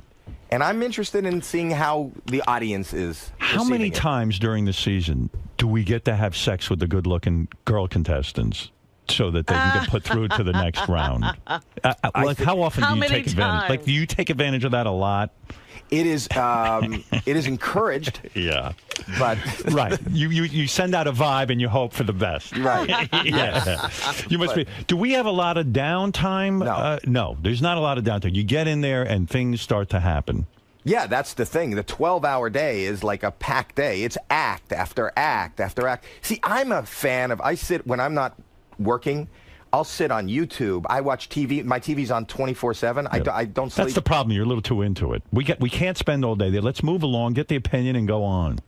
Well, we get the opinion and we Good. do All move right, on, but I could see I love great acts, I love bad acts. It's the best job. It is fun. I tell you what, I said to Robin, I said, I got to get on one of these shows and be a judge. It's got to be the greatest fucking job ever. And what I'm telling you, Howard, is don't stop thinking about it. Stop thinking about it. Just show up to the party. I'm glad you said that because originally... What I wanted to ask, because one of the things about the judging, Piers would make up his mind pretty quickly. Yes. If he hated it. Well, he wanted to get out of there to a CNN show. And he'd hit the buzzer, and then he'd turn around and look at you two, and you would let him finish. Yeah, I thought you were doing that to irritate him sometimes. No. No? Really? No, because here's the thing. I do have empathy for anybody who's a performer. And, I don't believe, and they only have 90 seconds. Right. So if you can't wait another 20 seconds, that doesn't mean that there aren't But the some people... concept is to gong show them, in a sense, to buzz them if And they're I not do. good. Right. And I You have. do. You've It's hit not the that buzzer. I have hit the buzzer, but not as frequently as Piers did. Did you hear the rumor that they were thinking of adding a fourth judge? I did hear that rumor. But I understand They're not. that Simon was pushing for that. Yes. Yeah, because did you think that might slow it down? Well, first of all, I don't really understand the concept because just the odds of voting. Three, right. They need a tiebreaker. I don't know how 4 would work. Right. Number one, number two, especially in the live show. Right. That's hard for me because they'll say, you got 20 seconds. Right. You got, so you want to critique it, you want to tell them why you like it, and you always feel like, did what I say make sense? It's funny. I was going to say to you before that, this concept of overthinking it. When they first approached me about doing this, I said, oh, okay. Now I got to come up with, I said to them, I need to see the acts ahead of time so I can do blah, blah. And they said, no, we're just interested in your opinion. Then I started thinking, oh, what's got to go on, what I'm going to do, and this and that. And I said, no, that gets in the way of the show. The secret, I believe, is that spontaneity. It's not the Howard Stern show. It's America's Got Talent. They're calling me in to be a judge, I should just give them my opinion, and that's it. It was such an adjustment for me. The thing is, as somebody who's a performer and wants to be loved, when we're in Austin, Texas, right, and they say, ladies and gentlemen, 14-year-old Carolyn from Austin, Texas, the crowd there is going wild. Right. Carolyn can't sing a note, a fucking note. And I go, really? Singing is not really... It's not for you. It's not for you. And these 300 people or 3,000 people who's ever in the theater starts booing me. I mean, that was tough. And I had to say, you know what? But America's on board, I hope. I mean, it was really tough the first time. I could imagine. And they could hate. They turn on you. They're excited that you show up. And then they hate you. Well, also, as a great performer as you are, I would imagine it's difficult sometimes not to shtick it up and not to say, okay, I'm going to do some comedy here, or now it's my turn to talk and I'm going to do this. That will ruin the whole idea of the show, right? What I have found to be the best, and if I can give you any advice, is stop thinking. Right. There is no job in the history of show business where you don't have to think. This is nothing. There's no preparation. People like Jason Raff and all these people, they create a monster. They build it. They work. They've been working all year long. They're picking the acts that we're going to see. I've spoken to Jason, Meredith R., Brandon Rigg, Paul Telegdi, and everyone said the same thing you're saying. They said, look, we just want your opinion, and that's it, and then move on. And that's what we're after. Yeah. I said, well, I can do that. And I think if you overthink it, that'll show. Right. It'll look like prepared. I don't prepare material. Right. I don't prepare. It's just whatever comes out. And you know something? Your intellect and your honesty is what has gotten you to where you are. And that's what people are interested in. If you bring that to the show, right, and as long as you don't try to be something that you're not, right, or that you think you should be. Is this your third season? This is going to be my third season. I've done 2. You've done 2 seasons. This is your third. Yeah. You think Sharon's excited about doing it? I think that she's very excited. She's very excited about you. I think that this is going to be a little hard for her with the New York thing because she has the talk in Vegas, right? In L.A. Is she on board? I assume she is. Right. So why are you asking? Have you? No, heard something? I don't know. I haven't had any contact with Sharon except she came in and did our show a couple of weeks ago. That was before you had announced. Yeah, she said she's on board, but I didn't know. She's on board. So what is she going to do? How does she do the talk? I don't know. Yeah, I see. She did not say she was on board when she was didn't? here. What did she say? She said that she was staying with L.A. and that, New York seemed to be a problem for her. She loves the show. I think and would love to I don't do know it. that it's a problem for her as much as it might be a problem for CBS, right? Is that But isn't our show, America's Got Talent, way more important than that dopey talk show she does? Because we're a network show on at night that's a huge #1 hit. If she's going to give up one show, give up that other stupid I fucking don't think show. she's giving anything up, and I haven't. I'm so busy that I haven't had any contact with her. I assumed if she wasn't on board, we would have heard about it. Right. So I think it's the three of us. Was there? I was reading about your relationship with Piers and Sharon, and one time there was an incident where you guys were on a plane. Yeah. Piers was asleep. Yeah. When he woke up, Sharon put her tits in his face, like bare tits in his face. And he was upset about that? Because Nick was videotaping it. Why would he be upset about Nick Cannon videotaped it. I'd love that. I know, but Put your tits in my face every fucking day. She's got great rack. She does. Why would he be upset about that? I think because he's the anchor at CNN and he felt that wasn't the image he wanted to Didn't project. Piers give up the wrong job? Honestly, when I thought Piers was terrific on the show. I've said that everywhere. Yeah, I was. I was happier with him than he was with me. Right, but CNN, I think he was happy with it. I think he liked the animosity, and it didn't feel real to me. Do you think it was real that he really didn't disliked you? I think he disliked. I think he didn't get my way of judging. I think he didn't get my sense of humor, and I think that I do think it was real. Yeah. But I don't know. I was real. I took the test on the America's Got Talent website to see who you're most like as a judge, and I was convinced I would be most like Piers. I was most like you. Really? That's what it said. Mine came up with. I took the test too, and mine came up like Brandy. Really? It's frightening. Yeah, you don't remember she was the host? Yes, of course. David Hasselhoff, Brandy. Regis used to be the host. Then it was Jerry Springer. I'm a big fan of the show. So I like you. I said, hey, I'm sitting at home doing this. I might as well go get paid to be the judge. It's the best job. I'm very honored that they chose me. I know, to do but this. you seem very incredibly neurotic and worried. No, but that's just him. I approach everything in a serious manner. I really do. But I take it seriously. I'm glad that you're on board and you're taking it seriously. But I'm telling you, have fun, be yourself. But look, the Hoff. Let's talk about it honestly. He didn't take it so seriously. I think he did. I think he took it like he takes life. That's it. Like he takes his hamburgers and his children. If it's not important to the judges. It's still, in terms of the world events and where we're going as a country and how our world is going, this is not the most important thing. But if the judges on this show don't take it seriously and really look for real talent, then the show's whole premise is out the window. Here's where for me, where it goes wrong. If the judge is more concerned about how they're being perceived versus their honesty. Has that happened? Was Piers, are you referring to Piers? I'm not referring to anybody in particular, but I know that it's hard for some judges, even at a time when they believe that they should be negative, or they believe, and so I just learned, and I'm comfortable in. I've got 3 years in, and it'll take an adjustment for you. Yeah, I think so. It'll take an adjustment. Comfortable in being booed. I get booed like crazy in every hometown that I travel. No, but you're sitting. Listen, when you show up someplace and 3,000 people from their hometown are there, and they hate you because you haven't found any talent. There's mornings where we'll go through crap, and we haven't found anything, and we make comments like, "What is happening in this town?" It's a hard adjustment, but it's a great show. Now I like Nick Cannon on the show, Howie. I love Nick Cannon. I think he does a great job, and I told him that I was on his show, and I really do, but I am so worried about this guy. Today he announced first of all, his kidneys failed. Why did they fail? This is a guy who doesn't want to be home. He works nonstop. Did you know his schedule? It's like nuts. It's nuts. Now he announced he's directing a movie. Where he's teaming up comedians. And who is he teaming them up with? Comedians and rappers or something. He's directing a movie. This is a guy who is not aware of his own health. He's definitely not a guy who wants to be home. Let's be honest, right? I mean, he's like a Jamaican. He's taking 50 jobs. And I said to him, I think you're key to the show. I want you there. Why don't you give up a couple of jobs? Didn't the doctor tell him that? Now he announced he's directing a movie. Well, then that's big mistake. It's stupid. Maybe we should do an intervention on this guy. I think there should be an intervention. I mean, what's he doing?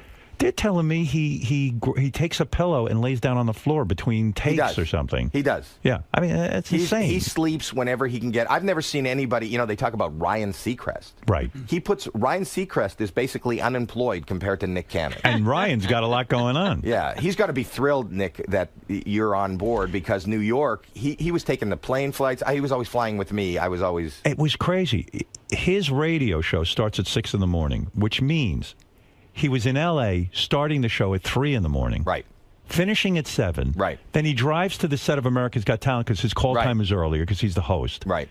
And he literally would go from 7 in the morning till about midnight. And at America's Got Talent, in downtime, he would take meetings because he's an executive at Nickelodeon. So how is this guy alive? Well, one of his kidneys quit and left. Right. Yeah, I was going to say I can't take this anymore. Completely understandable that his kidneys failed. Have you ever called him aside and said, "Listen, I care about you. Why don't you fucking calm down?" I mean, you don't have to have every job. You've never done that. I've never done that. You don't feel comfortable with that. No. I told you, I show up, I don't care. I do. I don't give any thought. Did you get the invite as I did for the special dinner that we're having the night before? Yes. Yes. You know, No, not Jimmy. No, not Jimmy's. Oh. We're having an America's Got Talent dinner. Did I get the invite? Yeah, well, I saw your name on it. Oh, they put your I email address on there. And Did they really? Yeah, I was like, well, they shouldn't be sending that to everybody. I didn't get it. Yeah, because you're No, hard you to did get a hold of. You know you're hard to get a hold of. Yeah, well, why can't you get a hold of me? Because you screen your calls and you didn't want to talk to me. No, bullshit. It is not It's bullshit. a service that forwards my call to me wherever I am. I wasn't at the phone. Can I? Of course I want to talk to you. No, you didn't. You wanted, Okay, I you don't wanted wanna to hold talk it. You wanted to hold it till we were on air. No, bullshit. Because I called Gary. Gary told me that you're supposed to call this Spanish fly, and then so I called that. I called that number. You never and called. They go and then it says in the space, leave your name, and I go Howie. Right. Mandel. And then they go, we are looking for him. Right. And then it goes away. I wasn't there. Wait. So they go, he's not there. Would you like to leave a message? Well, I don't know who Spanish Fly is, so I'm not going to leave a message and a phone number on there. No, I didn't hear your voice. So I don't know. It says Howard. Wait. So then they say he's not there. Will you leave a message? I go, no. Call back 2 hours later. Okay. Same thing. Howie. Now, your phone rings somewhere, and then you weren't there. It rings. I'm not there. Sometimes I'm not home. But I'll answer my message. 3 times. I didn't leave a message. Well, so he you doesn't hear leave a Howie's message. on the phone. I don't want to talk to him now, and that's okay. He doesn't leave a message. I won't Gary leave said, "Did messages. Howie call you?" I said, "No, he never called me." And it doesn't give I him will any not. information. How would I know? I No. won't leave a How phone would number you- on a robotic But thing. Howie, I don't know who how gets would this. I know you called? Because I left my name. It goes to your phone. No, if you don't leave a message, it doesn't go anywhere. And then I checked it. I heard Gary talking about. I heard you talking about. I didn't call you. You were waiting for my call. And I called Gary during the show that day, and I said, "Check this number." He told me that was the number. You do hear it. Your phone rings. I mean it, Howie. Howie, I love you. Why would I want to talk to you? I don't know. Why don't you try I'm busy, not I'm not at home? They're cell phones now. Yeah. But doesn't this thing search all your phones and Yeah. wherever Yes. you are? It forwards it to wherever I tell it to go. Right. But I wasn't obviously in by my phone. A whole It goes day. to my home. A whole day. No, I don't know. I never got a call from you. I never got a call from you. Why don't you switch it when you go somewhere? I do, but I might have been out running. I might have been. Sometimes I do stuff. You know what I mean? And then you said, and then you wrote me an email, Yes. and you said, "I'll call you." And I never called you. Right. Well, I didn't want to bother you. You were calling me. I wasn't looking for you. Well, then No, you I wanted didn't tell me talk to call you. But actually, this is probably the conversation we would have had on the phone, right? I mean, we So just you want had to it. save it for radio? No, it just worked out that way. I mean, what would we say in private about this? How do you know what I wanted to call you about? What did I assume you wanted to call me about America's Got Talent? Yeah. Right. So we had it. Did you have something private you wanted to say to me? Never mind. I'm excited. Do you know? I'm excited to be working with you. How's the OCD? It's not good. It's bad. Worse than ever. A little bit. You know, I'm doing this show, which makes it hard for me. Which show? The Mobbed. Mobbed. Which will you watch it tonight? I know you're on Letterman. Now but this then- is your second season. No, it's really the first season. We did a special. That's Right. the one I promoted. Tell people what Mobbed is again, in case they don't know. Mobbed is you know what flash mobs are, right? And there's the spontaneous outbursts of singers and dancers in malls and train stations. You go And I on thought that Twitter was and everyone decides to go do the Michael Jackson dance. Yeah. Okay. So I thought, okay, so that's kind of neat, and that was 5 years ago they were doing that, and then I love hidden camera, and I thought Right. if you have a secret, an intimate secret that you want to share with somebody, what better way to do it than to take that person to a public place and they hear it in a musical? And the first one we did was a proposal. But what if you want to quit a job? What if you want to tell your wife that you know that she's cheating? Right. Wouldn't it be great to hear that in a giant musical?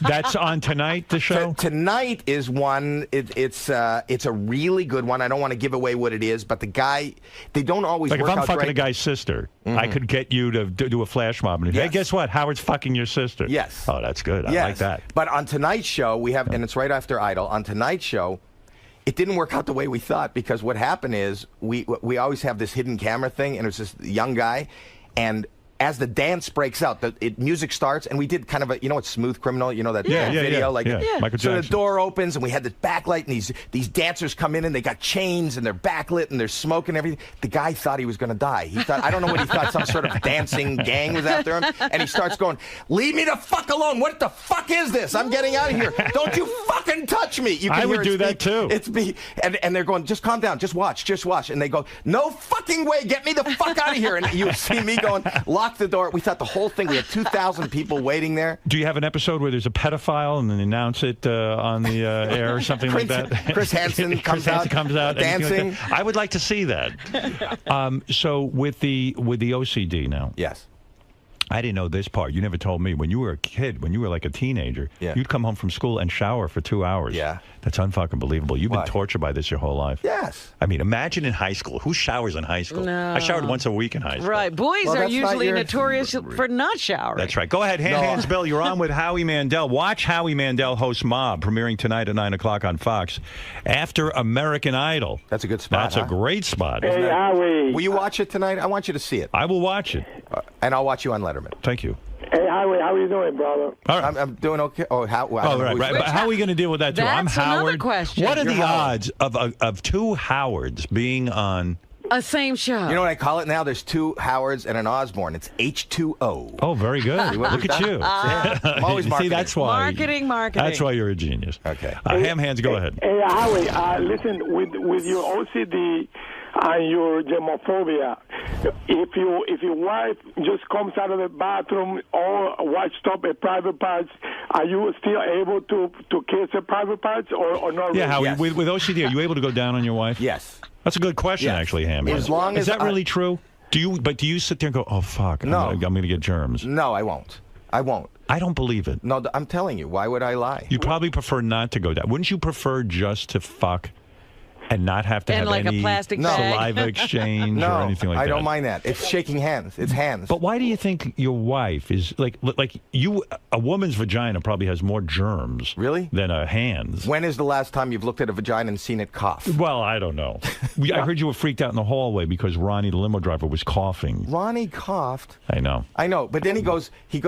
There's not a sound. I'm just standing quietly in the hall. Yeah. And then I hear like that. And I go, are you sick? And he claims he's not sick. Wait. I go, are you sick? He goes, no, it's just my voice. Your voice? You weren't talking. It'll be about 3 feet too long. But they, did he just cough? Yes, he did. Are you sick, Ronnie? He's not sick. He's run down because he was traveling a lot. He's not sick. What? Voice. He lost his voice. Wait, you cough in silence. It's not like, what kind of voice? Silence. There was Just my voice. No, there was no sound, and then you coughed. I went like this. Right. That's not your voice. When you're talking to me. Understood. Not understood, apparently. Run down, he's sick. Yeah. Been a lot of traveling, man. I've been out on the West Coast a lot, back and forth, so. People travel, they bring back the bird flu. What can I do? You could stay back from me. I had to do it. He's been doing these live club dates where he goes That's out what and he says. screams.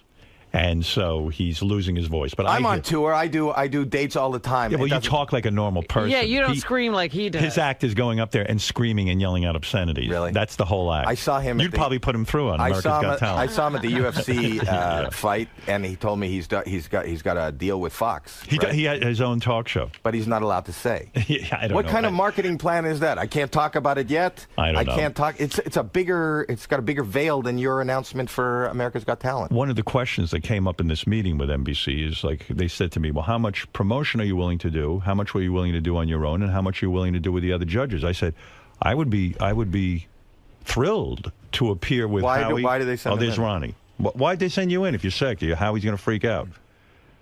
Come on, man. What? What do you want to say? I'm in the middle There's of nothing wrong with me. No, you're sick. You were coughing even in the car this morning. And I'm germphobic, and I was freaking out. Hello. You were sick for 2 weeks? Yeah. I wasn't, okay? No, what does that got to do with it? I'm saying, no, I'm telling you, I am fine except Then for why my are you throat. coughing so much? And I'm fine except for my throat. My throat is dry. I told you. I just got a touch of the strep. Yeah. All right, listen, I'll leave you back to your interview. All right, thank you. Yeah. For Howard TV, you're going to love it. It was such a great moment. Ronnie's like standing against the hallway, probably like 6 feet away from Howie, and he coughs, and he tried to make it like cough into his shoulder, and Howie just starts like moonwalking. Yeah, right.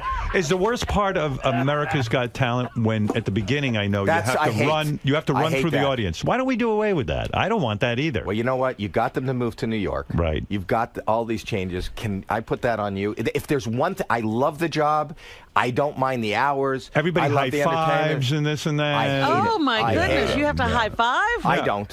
He doesn't. He does a little fist bump. Right. Yeah, and I run, but these hands, it's just a sea of, it's like the worst fucking nightmare, the opening of America's Got Talent. It's the only show out of all of them, like X Factor, American Idol, blah, blah, blah, where the judges run through the audience. Maybe they'll make a change. They've made a change. They've changed coasts, so maybe they'll make a change. I don't want to touch I love the audience. Right. I just don't want to touch you. You love them to a degree. Yes. I don't want to touch their hands. Why don't we wear hazmat suits as we walk in? Literally, like a spacesuit, like we're landing on the moon, and then when I came in last year. I came in a bubble. I remember. Yes. I felt for you because I know it's uncomfortable. It is for uncomfortable. You. Yeah. I hate that. I really am. I'm not going to lie. See, I'm not as bad as you. I would be able to walk through the audience, shake everyone's hand, and then when I get to my table, discreetly put some of that Purell on my hands. Yeah, but I can't use the Purell anymore. Why? But, because you've hurt your hands.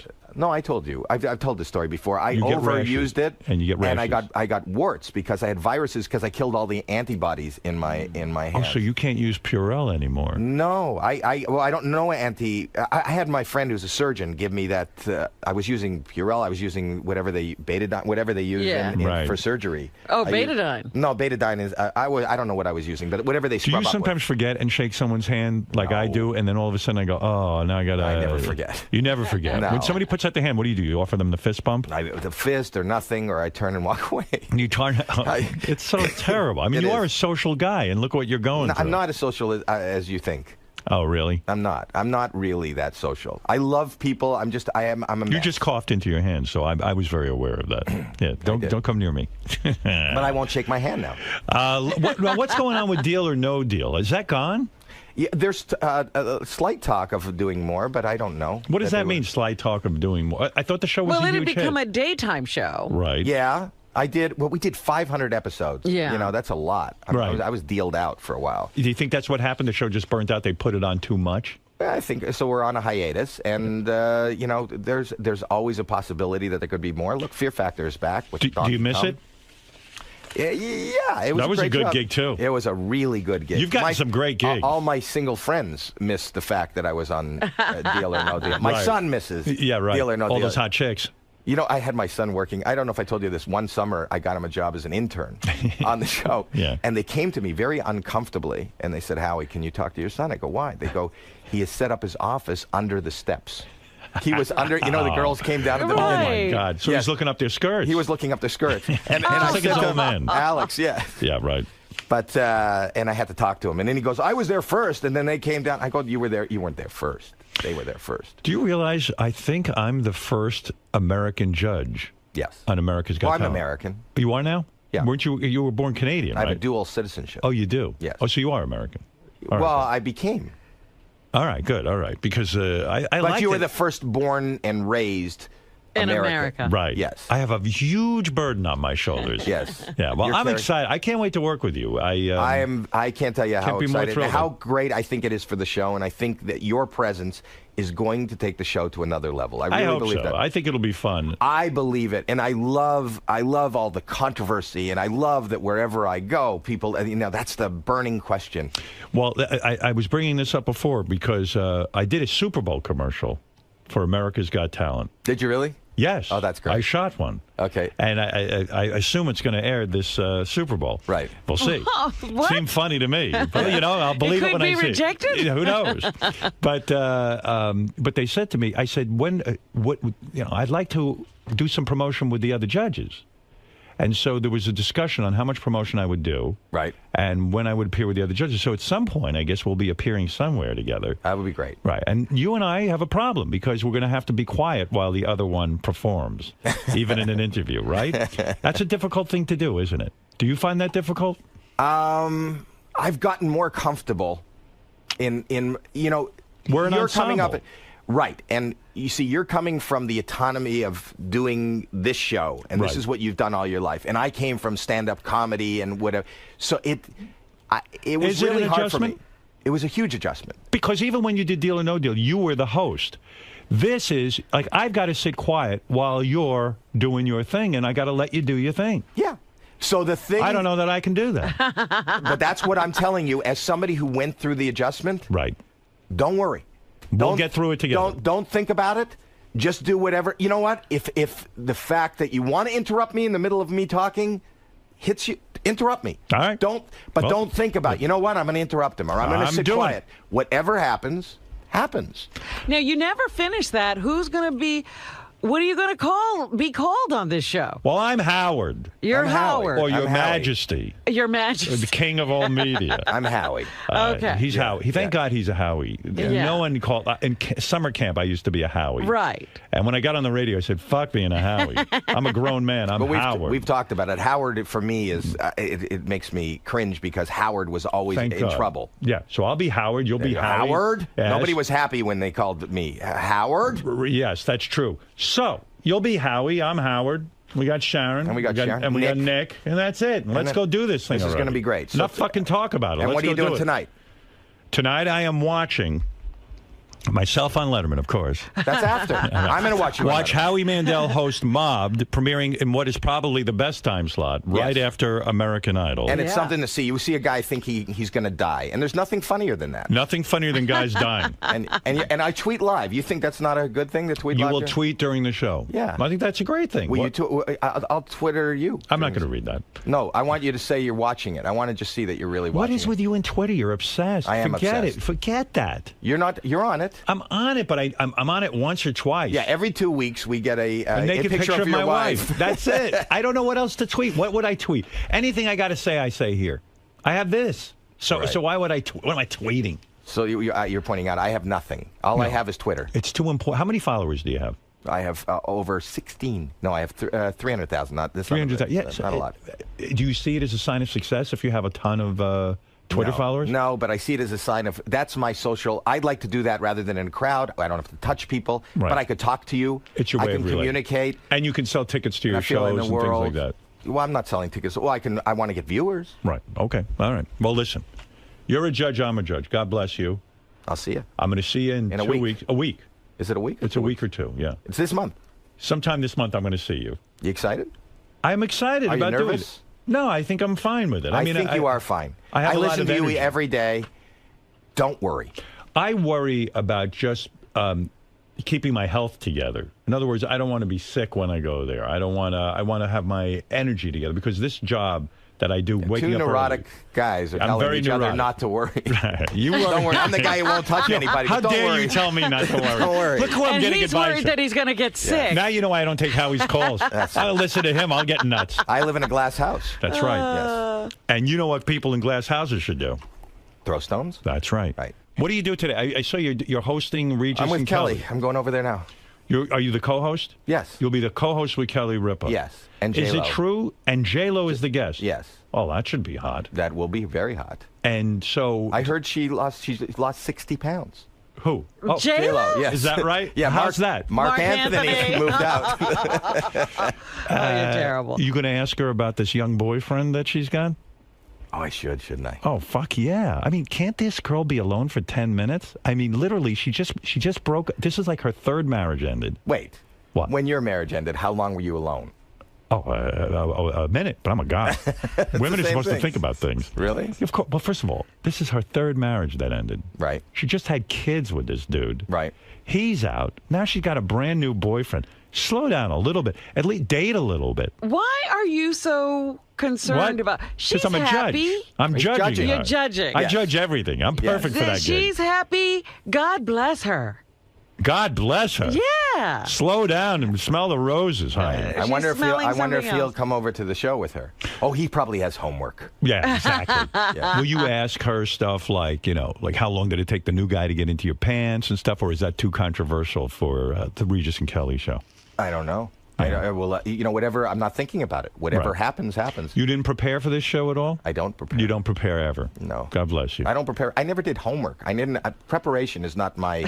Like I'm going to Letterman tonight. I already know exactly how it's going to look. When I do talk shows, I prepare. You do prepare. That's what I would assume. Yeah, yes. Right. Yes. But as the host, I don't prepare.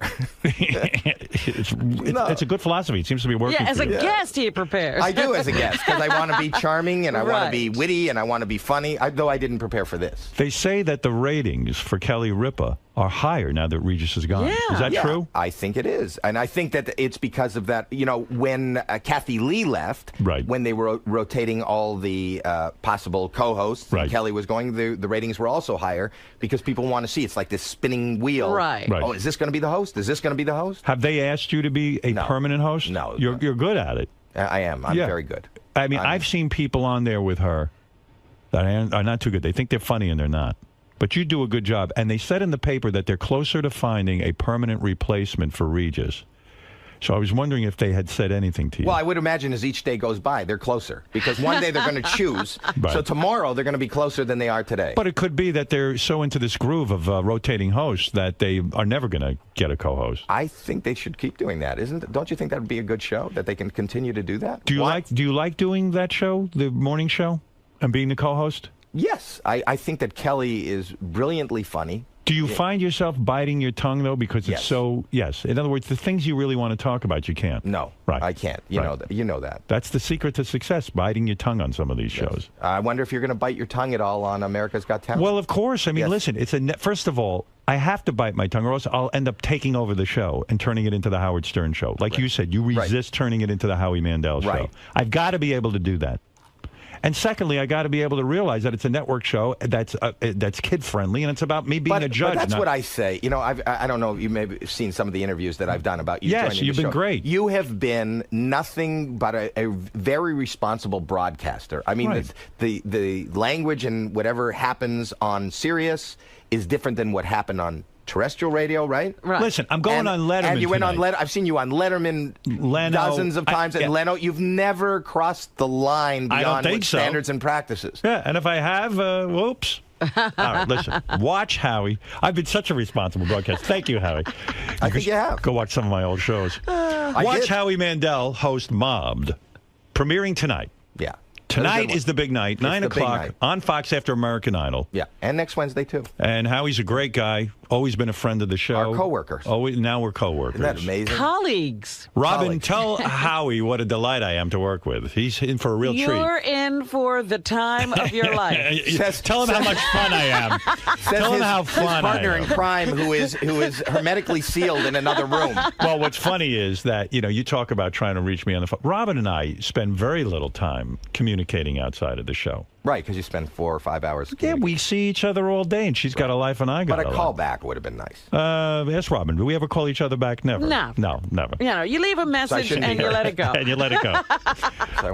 Listen, Howard, stop calling me and harassing me. I'm here with Mike Marks. He runs my company, and he's a fan. Wait. He's a huge fan, and he wanted to know if he can get a picture of you. Now, this is, but not, he doesn't have a camera. He does sketch artist. He's a sketch artist. He wants to sketch us? He wants to. Can he come in for like 10 minutes and just sketch you? Sure. Yeah, absolutely. That's what he does. I don't mind. Go ahead. That's what he does. See, you don't get under my skin like with Piers. You amuse me. So Mike Marks can come in and just draw you? Sure, absolutely. Okay. For a good hour. All right, Howie. Yes. Calm down. All right. Everything will be fine. And stop worrying. That's my advice to you. Okay. Howie Mandel. You're going to teach him what worry is, I think. Oh, he doesn't even know. Worry. No. Oh, you're going to learn new neuroses Wait from till me. you're around me. It's not good for two OCT people to be together. Really? You will be out neurotic by me. No. You've never met anyone like me. I can't wait. This is going to be the season of all seasons. This is the television explosion of the century, of the decade. Can't wait. I can't wait. Can't wait. Howie, in classic Howard fashion, he's overanalyzing something before it even starts. Right. Your best advice to him is to just... Any job I've ever had and anything that I've ever done in show business, and I've been in show business for 35 years, it's the only job that there's no skill involved, there's no planning involved. You can be an idiot. Just be honest, you know, and that's all. That's the only advice I have. Just do it. I think that's Nike's advice. but don't think about it. And in turn, the great off-the-cuff impromptu moments will happen. He's a witty, smart, intelligent man who you know, has an opinion, and if he's just brutally honest and doesn't think about it, he'll enjoy it, and we'll have the best results we can ever imagine. Basically, he should follow the same template that he does for his own radio show. I mean, I believe on his radio show he does a lot of preparation and knows where he's going. Right, you but know? from the honesty and that standpoint. Yes. All right, Howie. Good luck. See you later. All right, Lisa. Talk to him. See you in a minute. Yeah. See you, Ronnie.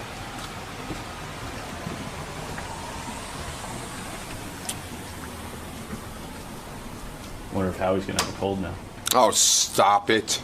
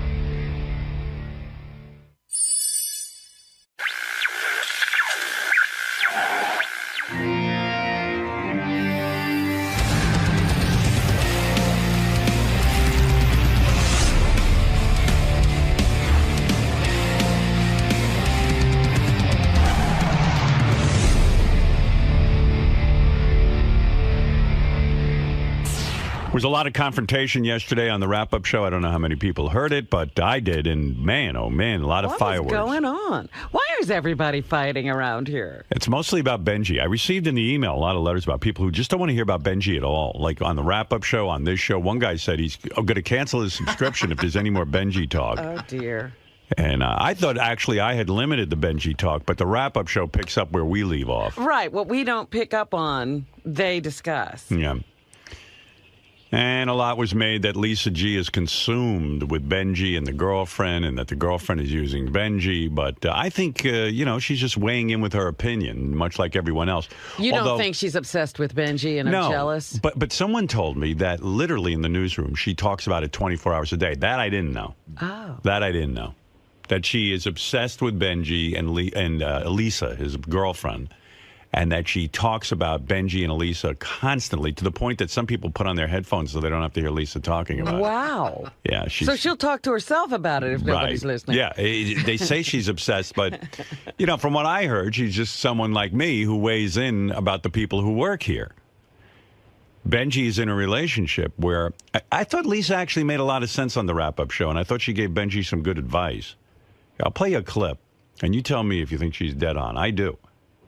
And she basically says, well, here, I'll play it for you. I'm not mad at you. I just, like I said, it feels tacky to me, and that's upsetting to me because I like you and I know who you are, and we had a private talk about it. Yeah, and you said you said very, very mean stuff publicly about my girlfriend. I thought you were being very, very. What did she say that was mean? I'm not going to repeat it. Well, I think the comment was in one of my pieces. John will repeat it. Lisa called Lisa's career a non-career. No, I said... referring to her musical ability. No, I said Benji's trying to be a hero to a non-career. That's what I said. Lisa's memorized the line. So that was a strike. And I apologize. No, you never did. Actually, you said, I'm sorry. You kept saying, I'm sorry if that hurt your feelings. Didn't you never also said apologize for saying it? I think, you said it, I don't know what your rage is about it, what your upsetness is about She's it. not enraged. You haven't heard what everyone has been saying here. That So why do you? Why are you? Look, why are you if giving? she's that talented, she'll be fine on her own. She's getting noticed. You can take a breath about it, Benji. Okay, what if I feel like you're in this like trance about. Oh my God, I have to get her a career, a recording contract. It will happen. Enjoy being part of she's this. being meant. Yeah, but it just feels like too much. Well, It doesn't feel organic, that's for sure. It does not feel to anything. It feels very manufactured. It was almost like an intervention yesterday on the air because what Lisa says is true. I mean, Benji is obsessed with getting his girlfriend noticed to the point that I think Benji thinks this is his cachet with her. Yes. That as long as he keeps her career going, she'll remain interested in him. And if Benji was honest, and I could actually talk to him about it, which I won't even attempt, I believe that he would relax a lot more if he stopped all this and finds out whether she loves him for him. Dude, you are being so. I think Lisa made a good point. Honestly, pal. What's the point? The point is, Let me ask you a what favor. you just asked me. No, let me ask you a favor, because what you guys do, you put things so generally where you can't. I'll be respond to it. specific. Be as specific as possible. It seems to me you're devoting a tremendous amount of your personal energy to promoting Elisa's career.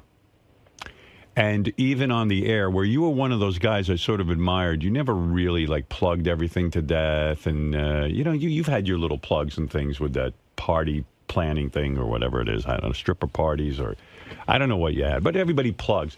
It seems like you've amped up a lot. And it seems like a lot of pressure on you to keep her in the limelight and to keep her career somewhat going. Like, that's your cachet with her. She, like, I could even hear, like, the brother on the news saying you're a great guy. Now you have her brother on the radio, and you have her parents on the radio, and the news department covered it.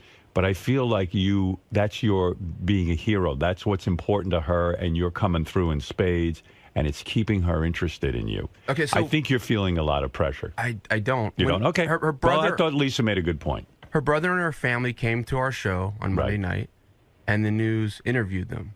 Yes, and I think that's the type of energy you want to keep coming her way. It's very important. Okay, but there's two different issues. You're saying, one, I'm trying to do this energy, and two, I'm doing it because I'm scared I would lose her if I didn't. I think you think that's your, this is a girl who wasn't that attracted to you or into you.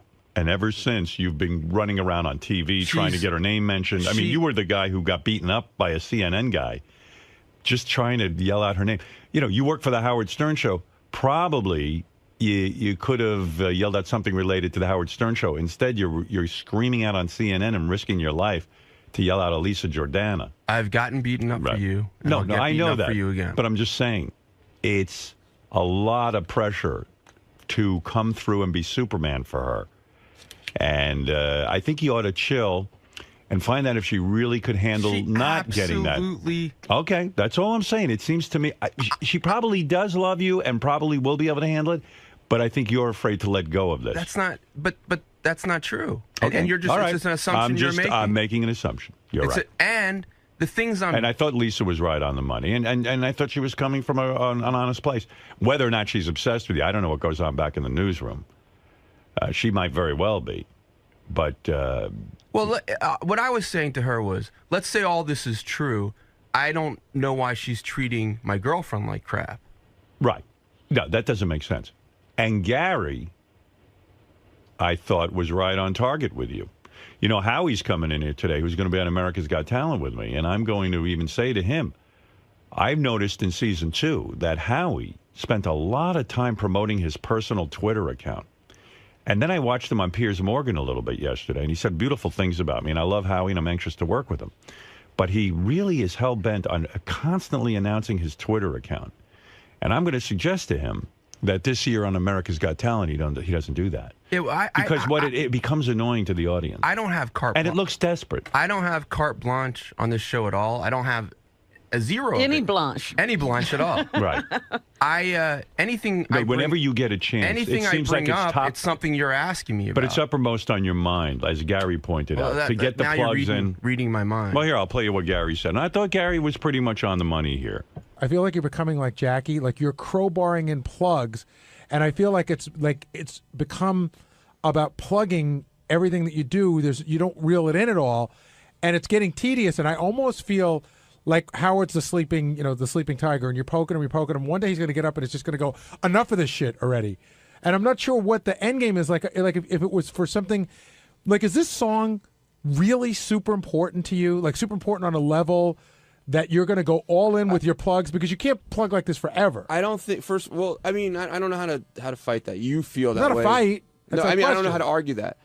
What's the question? Is this song the most important thing in my life? In other words, I feel like I feel like you're taking whatever you put in the bank as far as goodwill on how much you could plug something, and you're putting it all in on this particular project. I think a lot of things that you guys think I do to seek attention on the show, I'm not. I'm just being myself. But my question is, are you answer what I just said? Everybody, we all know that we have. You're saying your question is, do you still beat your wife? Kind of question. That wasn't what I said. No, it's that kind of question that it presumes. It's not. It presumes some guilt. No, it doesn't. I'm saying that you're taking all the goodwill you built up and you plug day and night. That's that's not bullshit. That's a fact. No, but I don't think I do, Gary. I plug day and I do plugs on the show that we're given the opportunity to do. You bring it up whenever you can, and you do whatever you can. Wait a second, and you do whatever you can to draw attention to having people talk. It's not an interpretation. It's a fact. Are you talking about the writing on the hands, Gary? At least, and you were very not truthful today. You did say to me off the air yesterday, I thought about taking off, and I thought, why should I do that? I thought about that. The fact, like, I did it for a purpose of that. Hey, this is something like when I want to look at it, I can look at it and it'll help me learn the lyrics. And then right before I got in work yesterday, I was like, fuck, you know what? They're going to give me shit. They're going to say, because they always think I'm doing shit for attention. Right. And I'm like, because they think that, maybe I should wash it, even though that wasn't the reason I put it on there. But I said, fuck that. It's something I would do for a purpose, not for the attention. I'm not going to just change things so they don't think I'm seeking attention. That's what I said. And I think that you took part of that, but you didn't take the full thing. Well, I think you said, I thought of their feelings, and I thought of my feelings, and my feelings were way more important than what their feelings are. That's what I'm hearing. No. But that's what you're saying. I'm saying that you would have listened to me clearly. I heard you. Okay. I heard everything you said. You thought I did it for a certain purpose. I said, that's not the purpose I did it. But it hit me before I got here that you would think that. But I said, you know what? What I'm doing is not a bad thing, and I did it for another purpose. I'm not going to change it because... I'll give you that you did it for whatever purpose you want. Say you didn't do it for the purpose of getting on the air. I'll give you that. But you realized that it was going to be a distraction, and you said distraction... How is it a distraction? Well, Benji, don't be fucking stupid. Don't that bullshit about... Of course it's a distraction. Everybody fucking noticed it and handed Howard a note. It's weird. You're fucking writing on your hands. It's odd, and everybody noticed it. Don't act like it's not weird or a distraction. I don't think it's that weird or that much of a distraction. It is a distraction because you hand me notes and things. I'm looking at your hands on that little machine there. You definitely, and in all the years he's been here, he's never written anything on his hand. No, but for Elisa Jordana, he's putting stuff on his hands. You saw notes on my hand through this machine. Yeah, I did. When you put all of a sudden I went, oh, wow, what's that? I thought it was weird, and then I went, oh, it's Benji's hand. You really noticed it that way? Yeah, I did. I noticed it. I'd forgotten. Someone had said to me, Benji's writing on his hand. I said, I'm just not going to deal with it. And then about about 2 hours into the show, or whenever I brought it up, 3 hours into the show, all of a sudden I saw, oh, there's something all over his hand, and then I couldn't ignore it anymore. Okay, well, I'm sorry. I didn't know you could see it through the machine. Yeah, but you know people can see it. You do know. In other words, a lot of your energy, where it was devoted more toward the show and coming up with funny angles, is more devoted now toward getting your girlfriend's career on target. Writing on my Gary's making a good point. It's something to think about. Okay. He don't fight it. Gary's a pretty astute guy. He's not doing it to pick on you. I really don't think Gary has a bad bone in his body. Out of all the vipers in this room, and believe me, there are many, I think Gary's the least. Can I just say something? Viperish. My frustration with Benji is not over what he's doing so much, although there's a lot of it is that. But whenever you say to Benji, why are you doing this? He goes, I'm not doing that. You're crazy. No, and he doesn't acknowledge it. But you do know, would you acknowledge to me that you are very consumed with getting her career mentioned or on track or getting some sort of traction for her? Do you feel that at all? To an extent, yeah, okay. but not like I don't feel it's out of some desperation to get her to love me. She loves me. I think it's your cachet. It's what you bring to the table. No, I think it's... She's not attracted to you physically. She absolutely is. She has said on my air that she was not. Originally, when she met me, she wasn't, and I had And lost. I think when a woman that you're attracted to says that, you say, well, what is my cachet? What can I do to convince her? Now, I remember, once you did that, once it clicked for you that maybe you could get her, you started going on CNN mentioning her name. You started to go to press conferences and screaming out the name of her isn't it interesting? That's the shift. No, it was you a went fun, from show focus to... It was a funny thing to do on the press conference. There was nothing funny on this show that you could have done, the Howard Stern show related, but more... It was a Howard Stern thing. It isn't a Howard Stern. When it's I went to the press thing. conference... It's more about Elisa's thing than the Howard Stern show. When I went to that press conference, the Herman Cain press conference... Right. I actually walked there with Lisa G. Okay. And I knew... I didn't want to focus on the actual... it was his charges of sexual harassment. Okay. I wanted to do something kind of absurd. And out of all the topics was your girlfriend's song. I thought of it on the way over. Right. It was about... we had about 15 minutes. So what was upmost on your mind? I was thinking, should I just start doing questions about the weather? And you're like Hinckley, who has to impress Jodie Foster. Trust me, it comes off a little bit like that. That wasn't the initial intent of that. Then I thought, oh, this will be funny if I just start... And lately, everything has been your girlfriend-centric. In other words, every bit has been sort of something to do with Elisa or your appearances with her. That's what Gary's talking about. And that's what Lisa G's saying. She's saying, chill out, take a pill, and be in the relationship. And you don't have to provide that all the time. And you know what? It'll take the pressure off of you. But let's say, first of all, I disagree. You'll enjoy your relationship more. I disagree with the assumption that I feel I have to provide that. But let's say I did. There's no doubt in my mind you do. Okay, so let's say that's correct. All right. Why else would every bit for the last couple of months have been about Elisa? Why should Lisa in the newsroom, Lisa G, be mean to me, and especially mean to my girlfriend about that? I can ask her that. That's a separate issue. I'm talking about you now. What's your motivation in this? And I'm telling you, you're insecure, and you don't think you can hold on to that girl. That's not true. Yeah, because out of all the topics in the universe, you picked to go to the Herman Cain press conference and talk about your girlfriend. But that was. And now, speaking of your girlfriend, here's Lisa G. Your real Lisa, your real girlfriend, the girl you should be with, the woman who really loves you and who you should be with. Thank you for hearing me. Right. I appreciate it. No, I mean, to be no different. I mean, every guy is commenting on Benji. I don't know why as soon as you do, they say you're in love with him. But I do hear back in the newsroom that you constantly, to the point that certain reporters have to put their headphones on. Yeah, I've been a little consumed. That's why I didn't cover it. Right. They had to take you off the Benji story because you're consumed with it. Right, like the firefighters who had to cover the 9/11 widows and they ended up falling in love with them. Yeah. Right. Yeah, you might be falling in love with Benji from covering him. You know they had to police a G off the story? Oh, my goodness. They felt that she was getting too emotionally involved. Happens. Wow. Benji, that's power. See? So you heard what I was saying. You did make a good point. Thank you. It's starting to feel tacky to me. And nothing against his girlfriend personally because I don't know her. Right. So I feel that no other spouse or girlfriend here is doing what's happening. And it feels tacky to me and disrespectful to you. And the fact that she doesn't get it. Who's telling her, oh, keep doing it, keep doing it? I see. So that's why you're critical of Benji's girlfriend as well. Yes. That she should say to Benji, listen. Is this okay? It's just a little embarrassing. Maybe you shouldn't be putting your job in jeopardy. Yeah, so or to speak. is this all right with Howard? Such as what, right, Lisa? Right. Everything. Well, T-shirts, give me a videos. specific thing.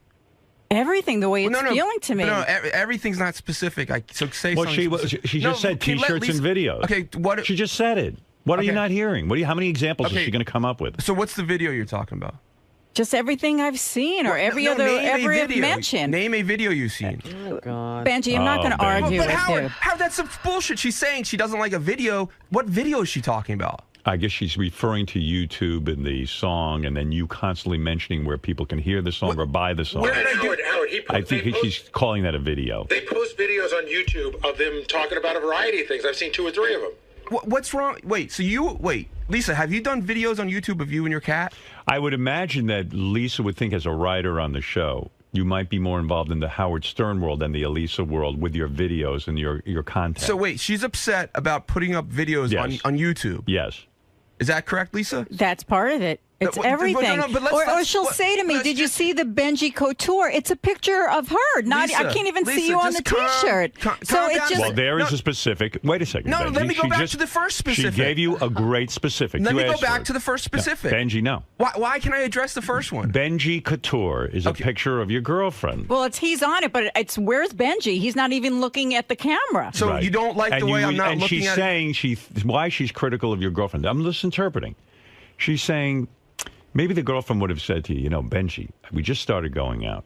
You're already putting a T-shirt out with me, and you're calling it Benji Couture, and you're mentioning it to Howard's fans, and you're marketing it to Howard's fans. Right. It's a little bit embarrassing. She's saying, where is she in this, too? Like, she should say, gee, I don't feel comfortable. Who, Lisa? No, Elisa. That's what Lisa just said about the Benji Couture. Okay, so you don't like that I put shirts She out? didn't say she didn't like it. She's just saying it's odd. Okay, but does odd give you the right to be mean to somebody? I had an opinion. I had an opinion. Right. I can understand. No, I know you've hired a personal publicist. I know you just did that. And I know that you have and I don't have a problem with that. I think you should build your career. But the sad part in this You know, I is just hired that, a personal publicist. Yeah. Okay. Did you? I don't know for sure. I don't know what you're talking about. Yeah, you hired a personal publicist. From what are you basing this on? That John Lieberman told us you hired a personal publicist. He said he spoke to him. Sounds just like High Pitch Mike. Yeah. Right. Okay. So, anyway, I'm not against that. Right. I'd like to see your career blossom. I've personally taken an interest in every guy who works here and seeing that their career blossoms. I know that. I'm a very big proponent of that. I know. I applaud John Hines' efforts. I applaud Ronnie's. Anyone I can see. Sal, Richard, you. I'm not against that. No one's jealous. Right. When it comes to your relationship with your girlfriend, I question whether or not you're feeling a lot of pressure to come through for her. It seems like there's a lot of Benji, Elisa bits going down, and a lot of thought going into the Benji Elisa promotion on your part. Okay. And I think that a lot of times it gets confused because when you could pick an opportunity like in CNN or one of these Herman Cain press conferences, it might even be one time funny to mention your girlfriend's name. But to constantly have it on your brain seems to indicate to me psychologically that you have a lot of internal pressure to be Superman to her. Okay. And I know that pressure. I'm not saying I'm foreign to it. But it's a sad kind of statement. It's a sad situation for you. To me. I think to Lisa and to some other people around here. I don't feel that pressure, but I can't convince you that I don't. Well, it's odd that out of all the millions of topics, that's the topic that keeps coming up. You came up with a T-shirt, and it's basically a picture of your girlfriend T-shirt with you kind of there, and it's called Benji Couture. And you kind of just met her, and it's a money-making enterprise. Okay. And, it's... I take advice from a guy who's had a pretty successful career. That's me. I'm not in the T-shirt business. Right. I don't sell T-shirts, and there's a reason I don't. But I certainly I'm not going to market a T-shirt about Beth and myself and sell it to my audience. Now, I know you're in a different situation, and you're hungry to get something going. But pick and choose.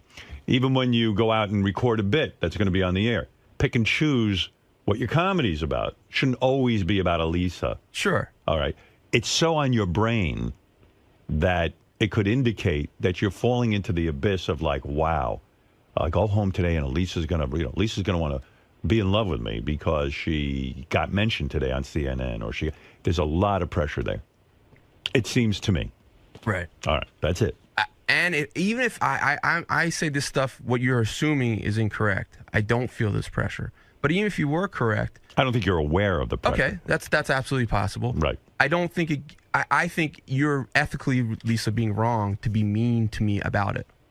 Why are you throwing it back on me? It's like you didn't even hear what Howard said. And I don't think she's being mean. Well, I don't. All right. Well, one, you don't. She's critical of you and your girlfriend because she feels your girlfriend should say, hey, maybe do a reality check too and say, hey, Benji, some of this doesn't feel comfortable to me. But that's irrelevant. I'm talking about you. I'm not talking about your girlfriend. I don't know your girlfriend. And I think she's lovely, and as Lisa made a good point. If she's going to have a big career, it can't all hinge on you feeling this like you can't be Colonel Tom in this situation. Okay, but I don't. I felt there was several direct things with Lisa being mean to me about it. There's been some where you're kind of. It's a different role between you and I. Right.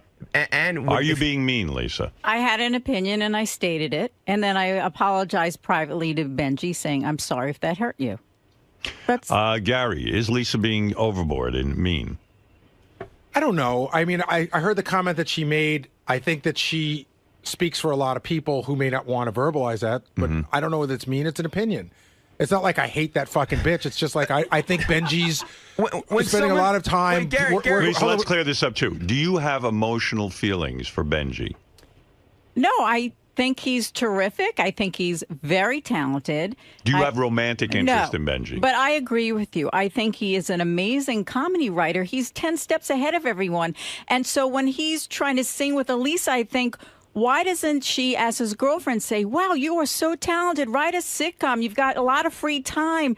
Write some jokes. Exactly well, that's what not you her were role. saying. That, you see, that's where you're overstepping. All right, but because that's not who she is, or maybe she is that person. You don't know what she's doing. But like I said to Benji, that's my issue. Right. That's what I said yesterday on the wrap-up I think show. you were more on target when you said to Benji that she's going to make her own career, and you don't have. And you know what? Chill out and let things happen if they're going to happen. You don't have to constantly be promoting. You know. But I know you're spending a lot of time thinking about Benji. That's why they took you off the story. Because I heard that on late Friday night you were texting John Lieberman about the Benji T-shirts. I mean, it's a Friday night. You're home. Yes, you're overly involved. Well, not anymore. Right. They took you off it. They took me off it, and you're discussing it now. I feel so much better. Right. I feel like someone heard what I was trying to say, so it makes me feel good. You were saying that the judgment was you can't be professional about this issue. No, that's not what I said. My boss thought it would be better if John covered the story because it was a live performance. I'm busy doing the news. Why? Why are you not weighing in? I could care less about Benji. I'm with the audience. Well, listen. Too much Benji. You think you're disgusted. You don't want to hear about Benji and his girlfriend. Benji is not real about anything. Benji's not in touch with anything. Why are you having a discussion? What am I not real about, Robin? I'm not getting into it. I'm talking to Howard. Well, maybe Robin makes sense. Why am I involved? I did get caught up. I don't know. You know what? I got to think about that for a second. I'm sucked in again. Well, I got sucked in on the wrap-up show. I started to say something in the middle of all this, and then I said, maybe it's going somewhere, and then I just started doing the news. I see. Robin. All right. Robin, well, maybe you make a good point. Robin, what you know? Maybe all of this. Don't call my name, Benji. I'm not What happened to you, like trying to be a better person and not quote emasculate people? She didn't. I talked to Howard about this. I called on her. Pretend you're not here. I'm here, and when you say something again, pretend you're not here. Benji, why don't you pretend you're not here? When you say that's something, not very emasculating. I don't think you emasculated. What am I not real about, Robin? Well, listen. Robin maybe just made the best point of all. Again, I got caught up. I agree. I don't completely fit in here, but you guys make me a scapegoat, and you pigeonhole me in a certain way that. No. I was actually interested in helping you today. I thought Lisa made some good points on the wrap-up show, so I brought it up to Robin, and then I brought it up to you. And I thought that Gary made some good points. I hadn't really been thinking that much about you, and then when I heard the wrap-up show, I became intrigued in this. But Robin just made me think of something even the bigger picture. Who the fuck cares about any of this? So she could be right on, and I could be completely off on this. But meanwhile, I'm weighing in with my 2 cents. I could be completely wrong. Here's my point. Benji doesn't take advice. Right. Why am I wasting my breath is what you're saying. It's true. You know what? You're right. God bless you. Okay, goodbye. All right, goodbye, I've Lisa. got things to do, big stories to cover. All right, let's talk about Fred. Now, there's a topic everyone loves. Good. You gave me a reality check. Okay. All right, good for you. Score 1 for Robin. It's true. Here it is, 31 minutes into the show. And it's wasted air. Now, Robin, the deal is you don't like me. And so you get angry. He's trying. He's getting to you. Trying. You're going to get sucked in. I'm not going. No, you talk to him now, and then I'll yell at you that you're wasting the audience's time. I'm cured. Do you like Benji? I just want to know. I love Benji. You do? I love him. All right, good. All right. Well, there's your answer. You can't talk to her, but I can. What else do you want to know from Robin? I can't wait till how I'm treated when you really love me. No, we all like you. things reached the boiling point today between you and Lisa. Yeah. I mean, the gloves came off, and not that it got nasty, but it got very real and very honest. And can this relationship be repaired? Or are you just so pissed off at her that it's almost like she's trying to cockblock you? All right, guys, remember no cell phones. Yeah, I think I have an open. I don't, you know, I don't like some things Lisa has said and done, but doesn't mean I have a permanent dislike of her. I like her, and you know, we'll see what happens. She made the prediction to me earlier that you and Elisa will be broken up by May at the latest. Well, that's cool. I mean, you know, I think it's very easy to predict couples will break up because most couples do break up. Very few stay together. So I don't feel that we will, and I hope that we're not. But if we are, it'll be because, you know, that's how things evolve. Do you think she sort of threw you under the bus in Howard's eyes, and that she brought to light some things about, you know, you and the Stern Show and publicity, and sort of painted you in a very negative light earlier? Do I think she threw me under the bus? Yeah, like she really, from my standpoint, I think she has some feelings for you, or at least a very strong liking of you, and that's why she's so put off by this relationship. But she spun it as like a Howard. It was an insult to Howard. Oh, I see. So was she like? Yeah, she threw your job under the bus. Oh, yeah. Maybe. Yeah, I think she has personal feelings, and she's trying to rationalize it. I think, yeah. So I don't know if I would say throw her under the bus, but yeah, she's trying to rationalize some personal feelings and find reasons that are not legitimate to castigate me. So you want to lose all this weight and change your look, but it's not easy being a sex symbol around here. The women, it's driving them nuts. We're the guys. Yeah, some of the guys too. So. Yeah, including me. All right, Mr. Bronk. Thanks. Lisa, today everything sort of came to a head. This has been building up for months and months and months. You mentioned at the end of the interview, now I feel better. I do, because Howard heard what I was saying, what Gary was saying, and that makes me feel that I wasn't just talking into thin air, that it made some sense. But the issue is Benji's not hearing it, and I think it's making him angrier. So I bet you he's angrier at me now. Is this the closest you've ever come to an interview subject in your career? Probably. But, you know, we work so closely here, but I think it was a good thing I didn't go and see them play. I would have liked to, just to hear what the music was, but I just don't understand why he feels he has to sing with her. It just feels so phony to me. But is he really hurting anyone at the end of the day? Is he really damaging Howard's reputation or anything? No, he's not, but it just feels so tacky to me and disrespectful to Howard.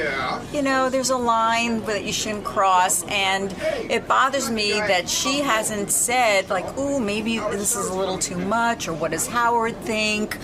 You know, ooh, I'm doing T-shirts now with really, it's my picture. It just doesn't feel good to me. And so I'm glad I said what I needed to say. Do you think Benji will ever forgive you for your hardline stance on his relationship? Yes, when she breaks up with him. You'll be there with open arms? No. No, I won't. A shoulder to cry on? No, he can't have my shoulder. You know, he'll have my support in whatever he decides to do, but maybe he'll see it when she dumps him. And look, these words might come back and bite me if they get married, but I was going to say, do you think she will, if you were a betting woman, would you say that Benji and Benji will be dumped by Elisa eventually? Yes. May. You're predicting by May? Yes. All right, you heard it here first. Okay. Thanks, Lisa. Bye. Bye.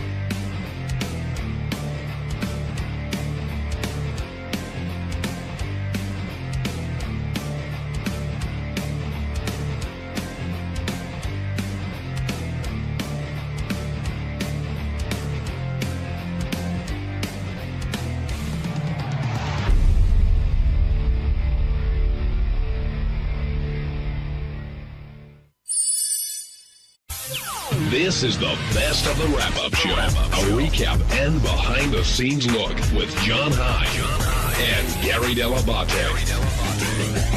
The best of the wrap-up show begins now. Hey, it's Gary Dell'Abate. On Monday's wrap-up show, we were talking about who's the bigger superfan, Marianne from Brooklyn or Bobo.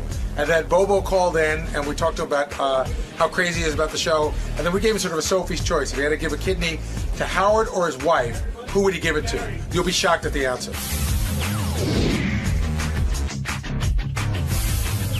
We should talk about this Bobo, Marianne from Brooklyn. I think that's a good battle when you really think about it. Who's the more passionate fan, Gary? Bobo's probably a tiny, they're pretty close. Bobo might be a little bit more passionate, if you will. Passionate's one word, crazy's another. But, you know, for Marianne's a woman, and they're both leaving, so I said to myself, okay, they're both leaving their family. But when a woman leaves her family behind, like to get up, you know, to before the kids even wake up, and so somebody else has to get the kids off to school, I think she's probably making a little bit more of a sacrifice. I kind of looked at it the same way, but in a more extreme way. And I do think, when I think of what love means, I think Marianne loves him more. But when I think of who is I think Howard could say to Bobo, I want you to give up your life, you know, move in with me and be my slave. And I think there's a good chance Bobo would do it. I don't think Marianne would do it. I don't think Marianne would give up her family.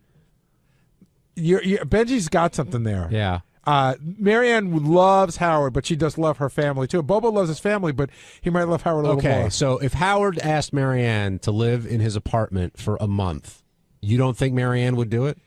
For a month. I think for a month, yeah. I think she'd do it for a month. But I think Bobo would do it for a lifetime. Yeah. Bobo, is that true? Hey, how you doing there, guys? Absolutely. I mean, if you speak to John Lieberman, he was at my house for 3 hours, and he interviewed my wife briefly because she doesn't really like camera stuff. And she says, actually, Howard comes first in our lives, and we're second. But, Bubba, what's a discussion with your wife? Like, if you say to your wife, but see, it's weird because, like, you don't go to, like, Letterman. You don't hang outside Letterman. You don't hang around a lot. You have you're sort of into the show in a different way. You don't attend a lot of stuff, do you? Well, you know what it is. I'm out here on the island, and it's cost of expensive too to get there. And I'm way out here. It's not like I'm in the city, but nearby. Marianne's not in the city. Well, she's in Brooklyn. It's part of the city. Yeah, but it's not easy for her to get here, and she's got kids. Oh no, I'm not saying it's easy. And she's got kids she's got to get off to school or pick up from school, and she's not doing that to do this. But I would imagine it's easier for Bobo at home because he could still have a relationship with his family, yet follow the show as crazily as he does. Right, but like her kids are grown, and I got a 5-year-old. It's a little bit different. But we're both crazy. I think it's a photo finish. It's almost like a horse race. You know what I mean? You don't know. It's right there, neck and neck. You got to give up props too. What's the worst argument or disagreement that you had with your wife over something having to do with the show? I think it's the amount of time that I spend. You know what I mean? Like, I have to learn to, like, we're out to dinner or something. She says, you're always working. I love Howard, but you're always working to dinner about the show. Could this be about us? I go, you know what? You're right. And then I got to catch myself. Was there? It's just shutting that switch off. Was there ever a specific incident or event that happened where, you chose the show over something at home? Yeah, going to the Superman round table, which I'm doing Wednesday. We had something planned. I go, listen, hon, I got to do this. And she knows how passionate I am, Well, like here's a perfect example. Like Valentine's Day is coming up. So if you guys had made great plans for Valentine's Day, but then you found out that Howard's doing, something for America's Got Talent on TV on Valentine's Day, and you don't want to TiVo, you want to watch it. Is it one of those things that you would fight about, or do you just assume your wife is going to understand that that's what it's got to be?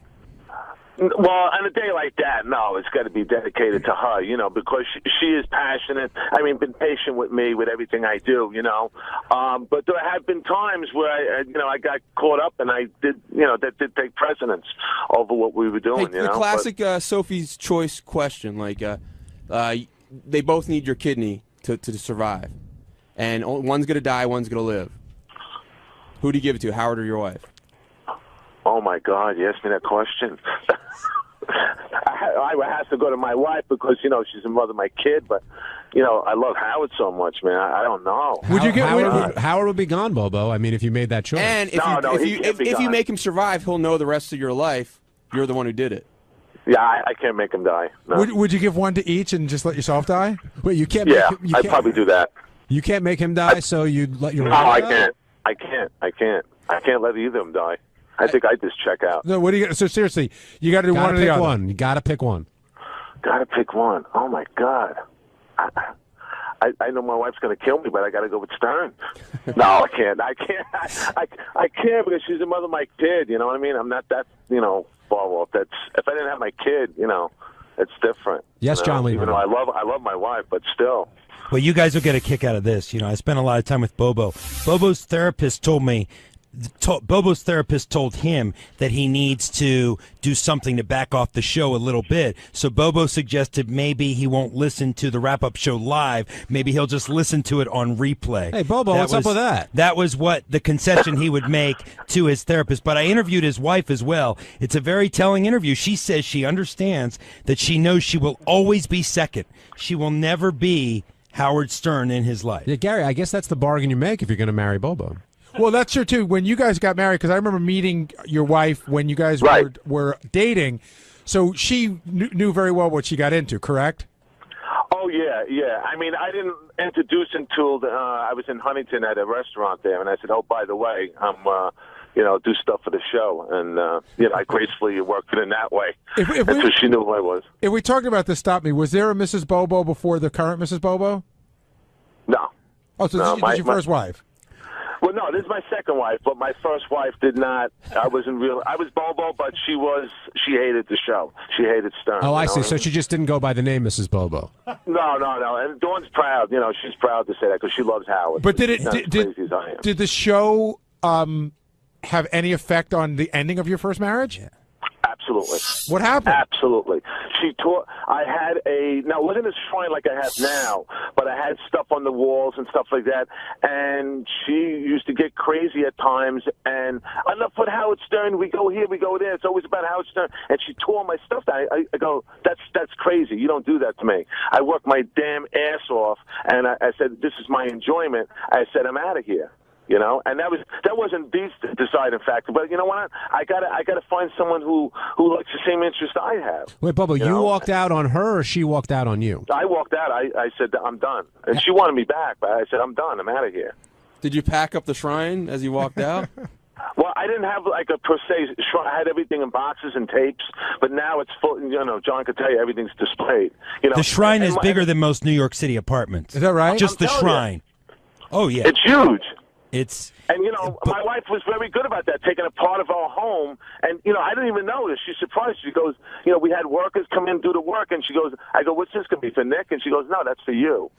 I go, you kidding me? She goes, no, I know how much you love the show. Bubba, what's the one item that you own that is in your mind the greatest item, artifact, or piece of memorabilia from our show?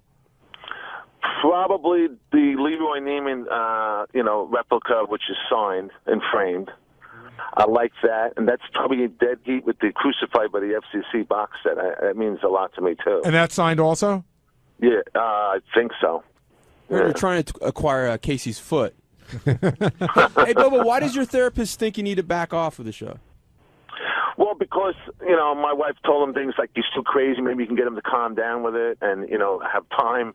So what I did is, like, after you guys are off, I put on the dad hat, and then I do what I got to do, you know what I mean? And I become, And do me a favor, if anything, you should listen to Black on Black on delay. Stick with the wrap-up show live. Yeah, keep us live, Bobo. Yeah. Or I will. Riley or something like that, or Jackie. Listen to Jackie on delay. All right, thanks for calling in. John, can you give us a quick description of the shrine? Oh, I mean, it's almost hard to describe in words. I mean, everything that Howard's ever done, said. Bobo has notes dating back 25 years, his own